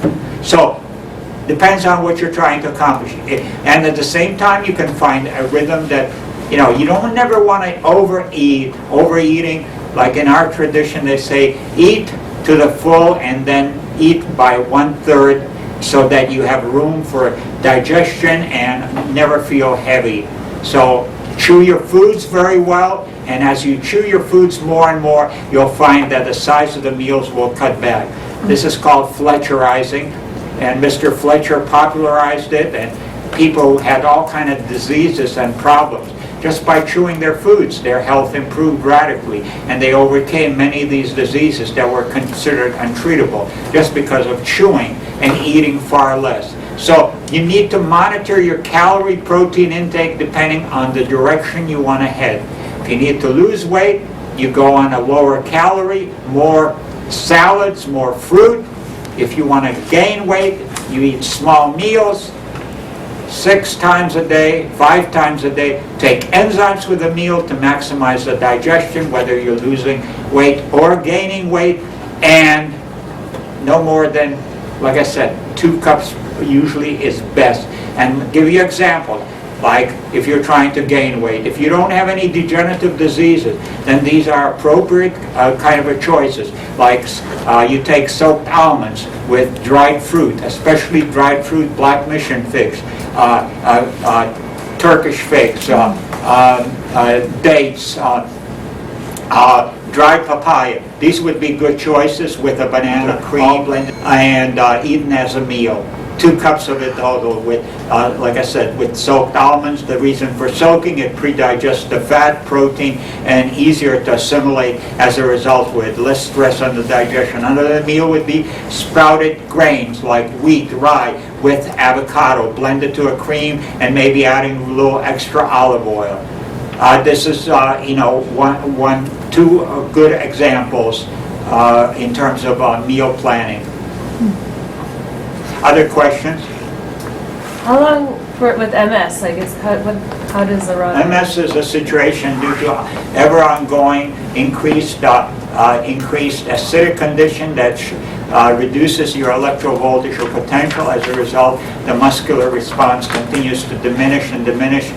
You're going through a phase of chronic fatigue. Eventually, more and more your muscular bodies just can't have the energy to respond, to be able to do movements, and eventually it becomes more and more kind of semi-paralysis and diminished functionality, and eventually you're moving into paralysis and becoming a wheelchair. And but if you start realkalizing, consuming not only plant-based foods but also the blue-green algae, which has a very high alkalinity, consuming enzymes, you'll find that the condition will stop deteriorating, and gradually, within a year to 2 years, you'll have complete return to normalcy and full level of functionality.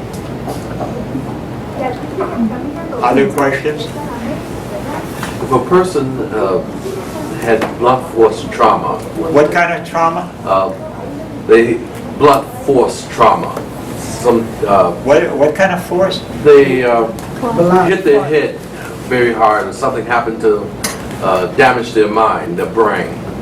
Yes. Okay, and they want to, and as a result of that, it gave them bad eyesight. Okay, what could they do to improve their eyesight?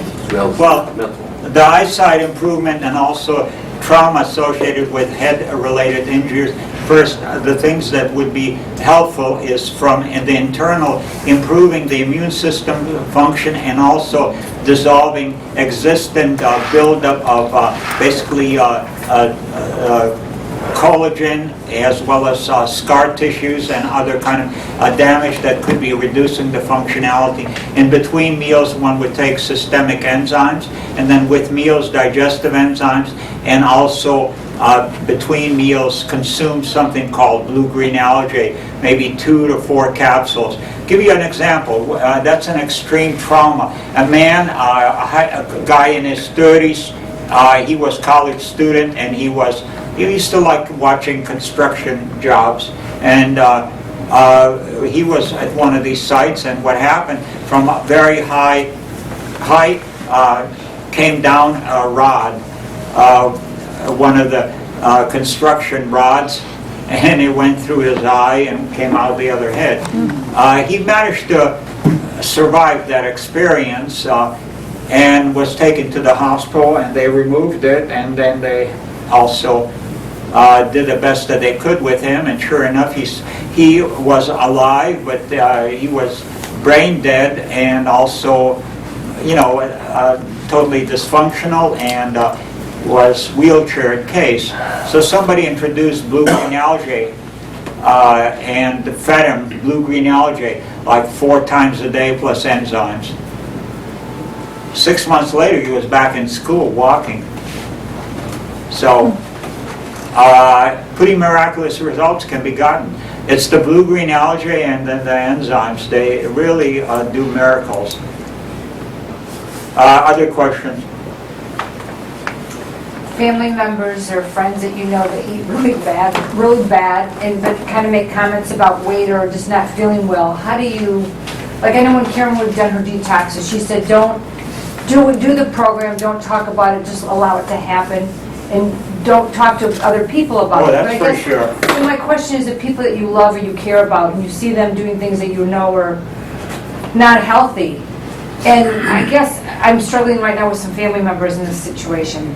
Yeah. Some with very young kids and some with adults. Right. And not that I live this perfect life and doing everything that you've just addressed, but really being really caring and concerned. Mm-hmm. Well, it's a good place to start. And the way you do it with individuals, if you're trying to impact, first of all, don't be evangelist, and at the same time, suggest alternatives. That's the best that I can put. The worst things that a person can be doing as far as consumption is basically pasteurized milk. And you can go to a website called notmilk.com. Notmilk.com? Yeah. And you'll find, how toxic is pasteurized milk products on the system. In my book, Survival, you just see it's the #1 cause of arthritic rheumatism and also cardiovascular diseases as well as cancer. Okay, so, hey, it's not desirable to consume pasteurized dairy products. What do you consume? Well, offer them, rice milk, much better. Offer multigrain milk that is found at health food stores, or soy milk, or organic, encourage eating real foods, more salads. Everybody is deficient in salads. So, but at the same time, invite them to dinner and serve nice meals. And when you're serving, explain why you're doing it. But you can't chase and expect to change people's lives. In my own family, my sister is still 200-something pounds. She's extremely happy. Her husband is about 300 pounds, extremely happy. He's about 78. Do you think I'm going to try to change them? No. They're happy. And I share with them. They know about my life. My brother had already, first he had a stroke 15 years ago. Now he had cancer removed. I tried with my explain. He says, I know what is really good and best. Okay, let's talk about your garden. How's your boating? I don't give a shit what, his choices are. That's their business. What you need to do is make it known, but if they don't want it, Hey, don't create into an argumentative battle. Instead, take care of your life. That's big enough, and serve as an example of what is possible. They're going to say, oh my God, you know, you're looking so much younger and so much vital. You got so much more fun in your life. What are you doing that's so different? The woman that I was staying with, Jennifer Gerard, she went to Hippocrates Health Institute, and then she was already then quite a successful photographer. They ended up doing a story from hag to doll. They had photos of her, totally a ragged old woman, and in a period of about 2 months, a youthful, glowing. And right now, I mean, she's like 70, and her skin is tight. She's youthful. She's working all the time, you know, work, gardening, going for yoga, going on all kind of excursions, doing all kind of things that she loves. She's enjoying her life. She'll be doing that when she's 80 and 100, you know. And her daughters paid attention. One did, the other one didn't. One is still an alcohol-consuming, cigarette-smoking, coffee-drinking, $20,000 a month income lady. I mean, $20,000 a week income. But the other one is totally into live foods. You know, you gotta chill out. My cousin, Elvira, she had lung cancer, breast cancer, and I said, let's go over to Hippocrates. We'll have some fun there.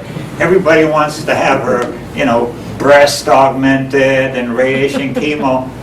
Says, all right, I'll go with you. I says, there's no big hurry on doing all this medical stuff. I says, let's go over to Hippocrates. So she did. She stayed there only 1 week, learned the system, and went home. 10 years later, she's totally cancer-free. She looks like a young woman. She exercises about 2 hours a day, meditates about an hour a day, reads about 2 hours a day, very high brain-stimulating books, not these romances and popular, you know. And she's having fun. And guys who are in their 30s and 20s are hitting on her. She's 70. Why? Because she's got the looks. She looks like a model. That's what is possible with these kind of changes. And, you know, whatever other people want to do, that's their business. What you want to do is have people asking you questions, and once people enough ask a question, have a little card printed out. Lifestyle coach, give it to them. Can we set up an appointment? Charge them. Why give away this information for free when people don't want to even listen to you? Other questions? Seed sources for sprouting. Excuse me? Seed sources for sprouting. Like, what's a good source of getting, you know, good? Well, a organics? general, all-around source of exceptionally good seeds, and that have been around like forever, and they're very cost-effective, and they're all organic, and that would be Jaffe Brothers. On the internet in Escondido, California, you can call up information, but JFE Brothers, or on the internet you'll find organic fruit and nuts. They have their website. They're a good choice. They're right on the list. Other questions? I got one more. You talked about testosterone levels dropping, and you know, we know what cruciferous vegetables and things like that. What are some of the basic things that men should do to, you know, not have their testosterone destroyed by Well, what's stay going on away around for us? one thing, soy products. That would be right on top of the list. But the whole idea is to build up your testosterone. Is, guess what? Sprouted wheat. Or sprouted wheat means like sprouted for no more than 2 days. Or oats. You heard that expression, sowing your wild oats? There's a good reason why that is being talked about. You can order Hollis oats from the company that I mentioned. They're about the only ones that will sell you. They will sprout, and you will be able to make great cereal. And then sprouted wheat. One of my good friends who's a tantric priest for 60 years, he's about 80. He's still practicing. He's also a choreographer and also taught comparative religion at Santa Cruz College, Bennett Lucian. And he lives exclusively on only sprouted wheat and wheatgrass, that's all. And he's got about a couple dozen of followers who have been doing that for about 10 to 20 years. And his testosterone is not lacking. I mean, he has sex 4 to 6 times a day. Sprouted wheat. So just two days, no more on the week, and No more. you can blend that then? Oh yeah, blended, like the nice, I'll give you nice cereals that I personally like. You blend, what you do is basically take a cup of sprouted wheat, then put in a cup of water, 1 medium-sized carrot chopped up, 1 clove of garlic, half an avocado, sea salt to taste, blend it to a cream, and serve it with flax crackers on the side. Very delightful. Then you can make also a great grain pate. What you do is take like sprouted wheat. Maybe you can add to it also soaked sunflower of equal volume. Have a mixture of 2 cups of soaked sunflower and 2 cups of sprouted wheat. Put in 4 cloves of garlic. Put in 4 tablespoons of extra virgin olive oil. If you want really the super stuff, you would put in the Biovin wheat germ oil, but or you could put in 2 avocados, and no water, nothing, and sea salt to taste, and put it in a food processor and run it for about 2 minutes. It'll turn into a fantastic pate. They'll keep up to 4 or 5 days in the refrigerator, and now you can spread it on flax crackers and eat it like a spread. It's totally delightful. You can put it also, like for instance, spices like basil. Basil is a nice choice. Whatever you like. Other questions? What do you do with the oats? The same thing as with the wheat. You can mix it together. Or I like the oats. It's just you could blend it to cream and maybe blend it with a banana or with black mission fig or Turkish fig. With the water, Yeah. there's so many different kinds of water out there. What do you recommend? Well, this is going to be very controversial. It's distilled water. It's the cheap. You can go on the internet. You'll find you'll find for under $200. You can get a distiller, stainless steel distiller, and that's what I use. It'll give you in 4 hours 1 gallon of water. So you can crank out 4 gallons in a day. And this has all the other units. There's nobody got any kind of filtration, with the exception possibly reverse osmosis, of getting rid of the medications that are coming out of your tap. All the chemicals, everything else.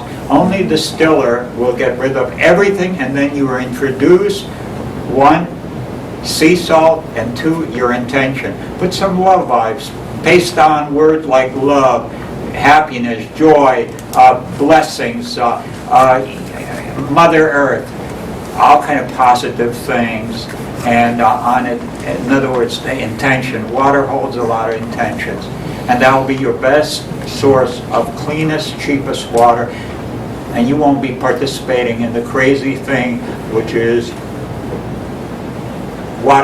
plastic bottles. According to recent statistics, right now, last year, we are disposing plastic bottles enough to put bottle to bottle around planet Earth 80 times already. That's a lot of bottles. So you say soy milk is not good? No, I don't think so. Okay. You can look up on the internet all kind of studies. It's good to minimize it. Don't go crazy about it. The way to create desirable soy is basically sprout soy for 3 days and then ferment it for about 12 hours. Then it becomes a good food. That includes miso, tamari, and stuff like that. It's the fermentation that cures the things that are not good about it. You can take tofu and blend it to a cream, put in some miso, and put in a little bit of warm water, and put it in a warm place for 12 hours. You'll get fantastic food out of that. So it's just a matter of making it alive and also having it go through fermentation. Okay? What do you think about, ionized water? What about it? Yeah, I don't know, is it the same as, or how is it different from from distilled water? All these waters, they're unclean water. That's all I gotta say. Okay, Ionized water is unclean water. okay. Do you know why we can't mix the OxyCare anymore with the green? Excuse me? Kamut? Do you know why we can't mix OxyCare anymore with green Kamut? Why we can't mix what? The OxyCare, like when you're detoxing years ago, we used to mix the OxyCare, 1 cap full of that and 32 ounces of water with the green Kamut. Now we have to do it separately. There's some new. You gotta ask the people who initiated these protocols. I don't do those kind of protocols, so I don't know anything about it. Other questions? Yes. I can answer that. Okay. Oh, there you go. If you'd like. Yeah. Thank you. It was, Take care, Bill. we felt that doing an oxygen supplement in combination with something containing a lot of iron was really not a good idea, as it would oxidize the iron. So that's the. What's a good time period to keep the OxyCare water apart from everything else that you're taking? At least, half an hour. Half an hour. I would say. Should be fine. So, okay, other questions that you want to ask? I do have a question. What would you recommend for a fracture or a sprain A fracture? to promote healing faster? Okay, a fracture. What would you recommend? Basically, you go on the internet, Google up the word comfrey, or look at the greenhouses, or ask Karyn. There's plenty of lots around here that has comfrey. What you do is take comfrey and basically grind it, or with a Coke bottle or a wine bottle or any kind of, hammer, smash it up, make a poultice out of it, and if you want to accelerate the whole process, you take also a little bit of onion, mix the two of them together, and put it on the area of basically the break, the crack. It usually heals in about 3 to 5 days, the break. So I know it from my own personal experience. I had a cracked heel. They said it'll take 2 months before the pain is gone. My legs would swell up because I was walking around, during the day and working. And then at night, somebody told me about comfrey. I put the comfrey poultice, and morning, it would be back to normal. I still went back to work again. It would swell up. In 3 days, it was healed. No more pain, no more crack, nothing like that. I broke also my leg one time. I went to the doctors. They said the leg, they put a cast on it. After a couple of days at home, I says, this is silly. I says, I'm wasting time. So instead, I got myself my comfrey together. I got myself a chisel and a hammer. I broke the cast, got rid of the cast. Instead, I laid in my bed. I put a poultice of comfrey, and in 3 days, I was healed. As far as bruises, aloe vera is a good topical, something to apply. Wheatgrass. Internally, you want to accelerate the process of healing, so you'll take systemic enzymes. If you are prone to bruising, you would want to take bioflavonoids. That basically radically accelerates the regeneration of fragility or fragmentation of your blood vessels, and it will accelerate the whole healing and also create a more permanent condition, or eat the insides of rinds and other like citrus products, that white stuff which is very high in bioflavonoids. Varicose veins? Varicose veins basically would be a good idea is first of all to consume a capsule of about a half a teaspoon of cayenne 3 times a day between meals. That would be one thing. Stop eating starches and dairy products, and eat only mucusless diet like soap, nuts, and seeds and stuff like that. And then in conjunction would be exercise. Every day you should put in about an hour of cardiovascular, and during the middle of the day, at least once a day, go into elevation so that your legs are raised and your system goes back. And also take enzymes. The works published by Viktoras and every form of cardiovascular diseases, especially by Max Wolf of Fordham University, were treated successfully with enzymes. I have basically my father gave me open my leg from here to here. I have advanced varicosity that my grandmother sewed me up. We had no doctors. So you can imagine I kind of traumatized childhood I had. And I had to wear sock legs and stuff like that by the time I was 16, and I still had pain. My legs would be swelling up. Now I'm in my 70s. Due to enzymatic saturation, my legs don't feel anything. I have no problems with my leg over there. It's like a normal leg, except I do have the veins that I have piled up over there, but they cause no problems or issues of circulation. Enzymes are really top of the list in conjunction with cayenne, which dilates the cavities, increase the circulation and removal of waste. But the big thing that sediments out in your veins is starches, heat-treated fats, and heat-treated proteins. Do you think it is necessary to use vitamin supplements if you're having the kind of diet that you have? Is there value to using vitamin supplements? Do you use them? No, I don't. You don't need. You don't. No, think you it's don't. necessary? The best supplements are blue-green algae, and then sea vegetables and sprouts.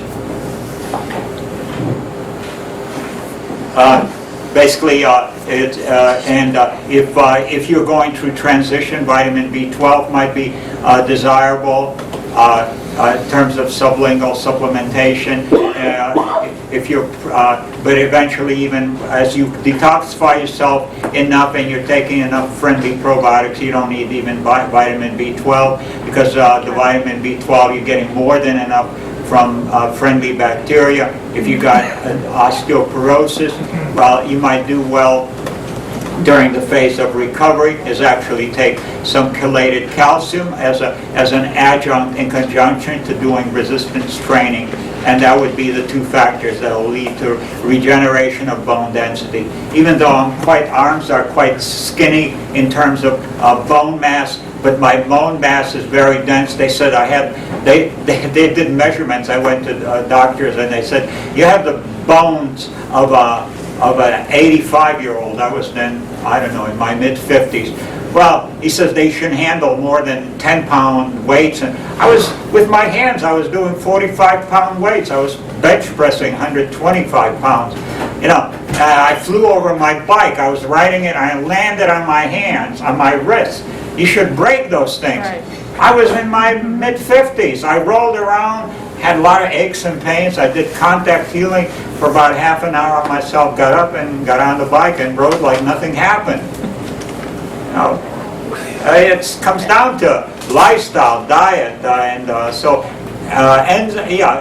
the kind of supplements that will help during transition. Okay. But that vitamin A, B, C, D, I don't think so. Okay. No, you get them very good from foods, but you need certain kind of things that are superfoods, that are high in concentration, that help to deal with the environmental pollution and the environmental stress. I mean, even some of you who are doing organic raw foods, you're still not doing a raw food diet because you're consuming cooked air 24/7. The air is cooked. It's cooked by automobiles, it's cooked by microwave ovens, it's cooked by all kind of heating devices. You're consuming that stuff and pollution. As a result, you need something to boost your immune system function. So enzymes is really a very important supplement.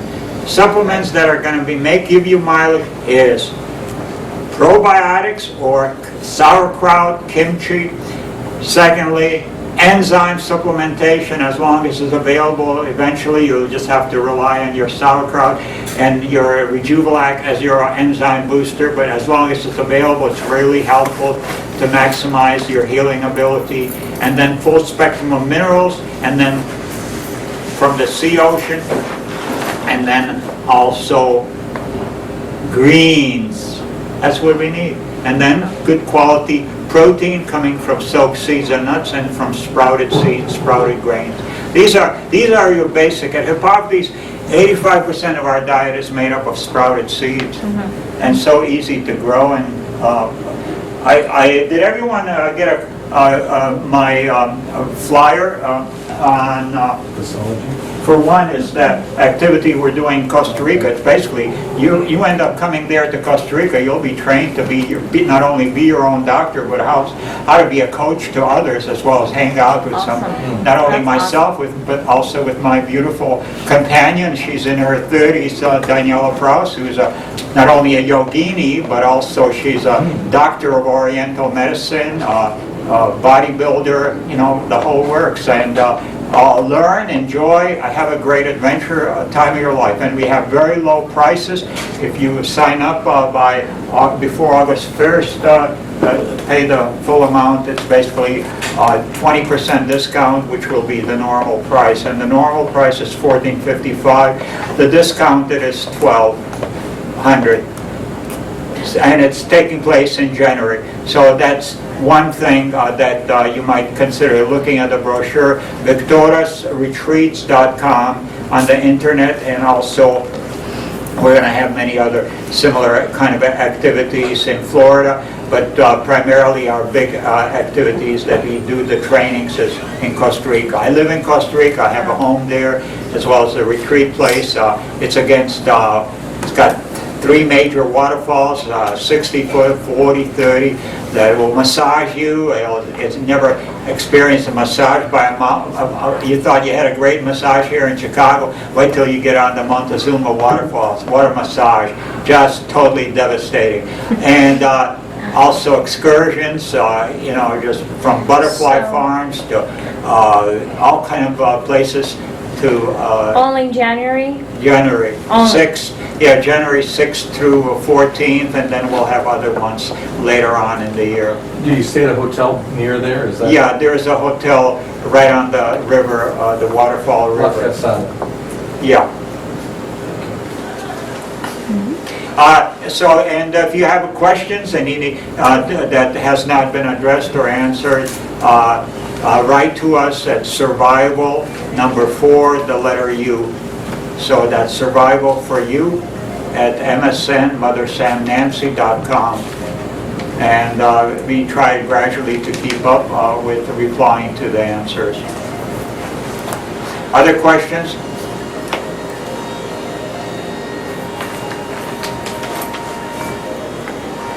I'll just do one more then. Acne for women, especially around their cycle. Breakouts and things like that. Yeah, well, that's I know it's systemic, but are yeah. there Well, there is basically 4 days before the onset of menstruation. Go on basically low-fat vegetable soups. It could be cooked and raw. Stay on mucusless diet, low in fat and protein, and you'll find and take enzymes, and you'll have no outbreaks or anything else like that. It's a simple solution, and make sure the bowels are evacuating well. If needed, be at bedtime, take a mild herbal laxative like Cascara sagrada or Naturalax #2, or some of the products that are available here at Karyn's. 4 days before menstruating? Or? Yeah, exactly, and just continue on throughout that whole menstrual period. And we have seen a woman, like for instance, one example, a woman, she had PMS so bad that she would be deactivated, bleeding for half of the month cycle. She got on enzymes and blue-green algae, and within 4 months she didn't even know she was going through the PMS. She had no more discomforts, no more disability or anything. Other questions? Anything specific for the herpes virus on the lips? What kind of virus? The herpes virus? Oh, yeah. That shows Well, on lips? herpes virus interestingly enough, papers have been published by medical community in treatment successfully with practically 98% success of herpes and all form of other viral diseases by enzymatic saturation. Enzymes with meals and in between meals, and stop dairy products and animal proteins, basically, and you'll find that complete recovery. It's enzymatic saturation. And that's both digestive and systematic enzymes? More emphasis on digestive, but initially the systemic enzymes between meals would be also recommended until the herpes virus is under control. And it's a major factor to the symptomology, believe it or not, is acidic condition. Such people are usually dehydrated or consuming too many acid beverages. In other words, add celery, cucumber, green juice mixtures to the diet. You consume enough acid food, you'll start getting blisters on your lips and stuff like that. Other questions? Could you talk a little bit about, you said that, you know, this retreat that you're doing? Yes. You're talking, you know, you're saying, I mean, obviously, you know, someone has to be in this for a while and learn more about it, but you're going to be helping people move into the coaching direction? That's correct. During this? Yeah, how do you evaluate, how to set up protocols, and how to help others to make lifestyle changes. And that involves on a holistic level. In other words, how to go about doing counseling, how to make transition programs, and how to continue to create ongoing support for the individual. And it's simple. So that, I mean, I've been years plus, and I basically my whole direction is simplification. I mean, just like everything, I'm a minimalist. I'm also a Chico. I push toward the idea of the most cost-effective, the fastest solutions. I don't mess around. That sounds great. Yeah, it's great. That's how we roll. Right on. Other questions? The talk, you're having a talk tomorrow, Yes. right? Is it the same thing then like today? Or I is don't it know. different? It depends on the title that they have it listed. I haven't looked at the title. Oh, So I'll just talk on whatever the title is. okay. It's an emphasis on what direction, you know, it could be on whatever it is on the internet that Karyn sent out. Okay. Other questions? So, I'm going to give you a little gift over here, so everyone stand up. I mean, you want to build vitality and energy force in your system. Well, there are simple little things. It's called your auric body, your astral field. So one of the first things we want to do is increase our chi. So you go to the belly button and imagine there's a clock there. So on the clock will be 12 over here on the top, right above the belly button. And then it'll be 3 o'clock here. If the clock was sitting on me, 6 o'clock, 9 o'clock. So where we're going to go around our belly button. Go 30 times around the belly button in a clockwise direction. Okay, we're going to do, and you can do slow. The slower you are, the more power you build, the faster. It still builds power. It's clearing up the auric field. And then after you've done 30 or so, then you stroke from the genital up and shake it off 3 times a day. 3 times. And then repeat that one more time and do it twice a day. If someone, you want to step up, sir? Okay. What we're going to do is what is called kinesiology. Kinesiology allows you to see how it affects your body in a sense, and what is the truth of it. So what I'm going to do is look at a reference point. Push up as I push down. Push up. Push up. Okay. Now just say, my name is Viktoras. My name is Viktoras. Resist. Okay. Your strength is gone. Now say your name. My name is? My name is Dennis. Resist. I can't budge you without ripping myself. Okay, now just say, eating at McDonald's is the best thing I can do for myself. Eating at McDonald's is the best thing I can do. Resist as I press down. Okay. Your strength is gone. Eating at Karyn's is the best thing I can do for myself. Resist. Eating at Karyn's I is the best can't thing I budge can him. do. Your body gives you yes And I no like the food answers here. all the time, okay? Now, So so what we're going to do is spin him instead in a clockwise direction. I'm going to spin him in the opposite direction. Resist as I press down, okay? Resist. His strength is gone. Now I'm going to spin him in a clockwise direction and stroke up. Resist as I press down. I can't budge him. I felt better already. Do you see what I mean? You can build energy like, thank you, energy like that. So that's one thing. Now, if we were to move in this fashion, we're building power. Again, we're stroking from the genital up. So we bring both hands in like this and stroke upwards, okay? Out. Okay, from the bottom up in this kind of a circular fashion, okay? Okay, we engage both hands. So that's one thing we're going to do. And also we're going to do breathing exercise. So if you put your hand on your tummy, you're going to do exhalation, emphasis on like bellows breath, or call it breath of fire in yoga, kundalini. So you emphasize exhalation like this. Okay, so we're doing exhalation at the same time. Now you know how powerful is rope skipping or trampoline. And trampoline, you bounce up and down, okay? So what we're going to do is now, if you can't bounce, don't worry. You can just go like this over there, okay? All right. But if you can bounce, so you'll do first bouncing up and down, then engage this and do the breath of fire. So you do it.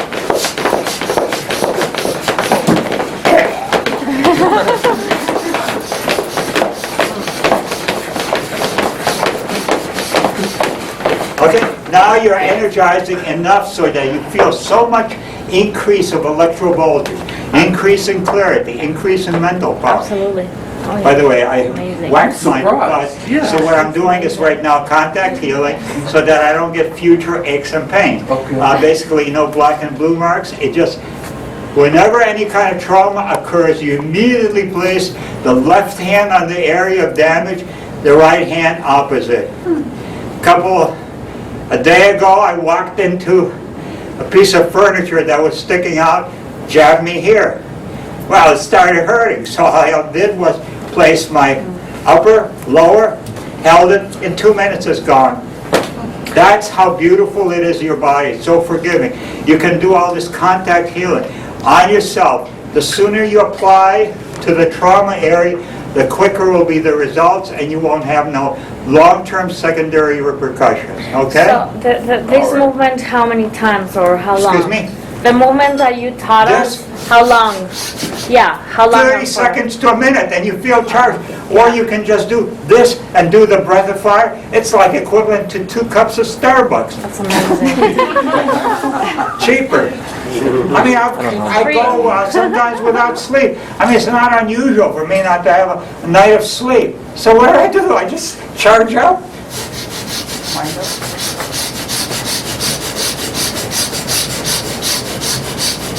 And do some spinning, just build energy. What does the breathing do? Increases your oxygenation of your system, Oh, okay. builds up your oxygen reserves, Okay. and allows to have a higher metabolic activity. Why clockwise? I just showed it on him. It makes him weak if I do it counterclockwise. How do I know? That's the way God created you. Okay. Other question? Just so I've got it right, this is like 1, 3, 6. Yeah, this is 12, 3, 6, 9. Right. Okay, so you're going in this direction. Feels good when you go this way. At bedtime, if you're having a hard time sleeping, you do it the opposite way. To make you sleepy. Okay. That's why, like Christian Catholics, they do this thing, that makes you weak and makes you also very submissive. It relaxes you. It has to do with energy fields. They knew what they were doing. Amazing. Easier conversion. Thanks a lot. Thanks.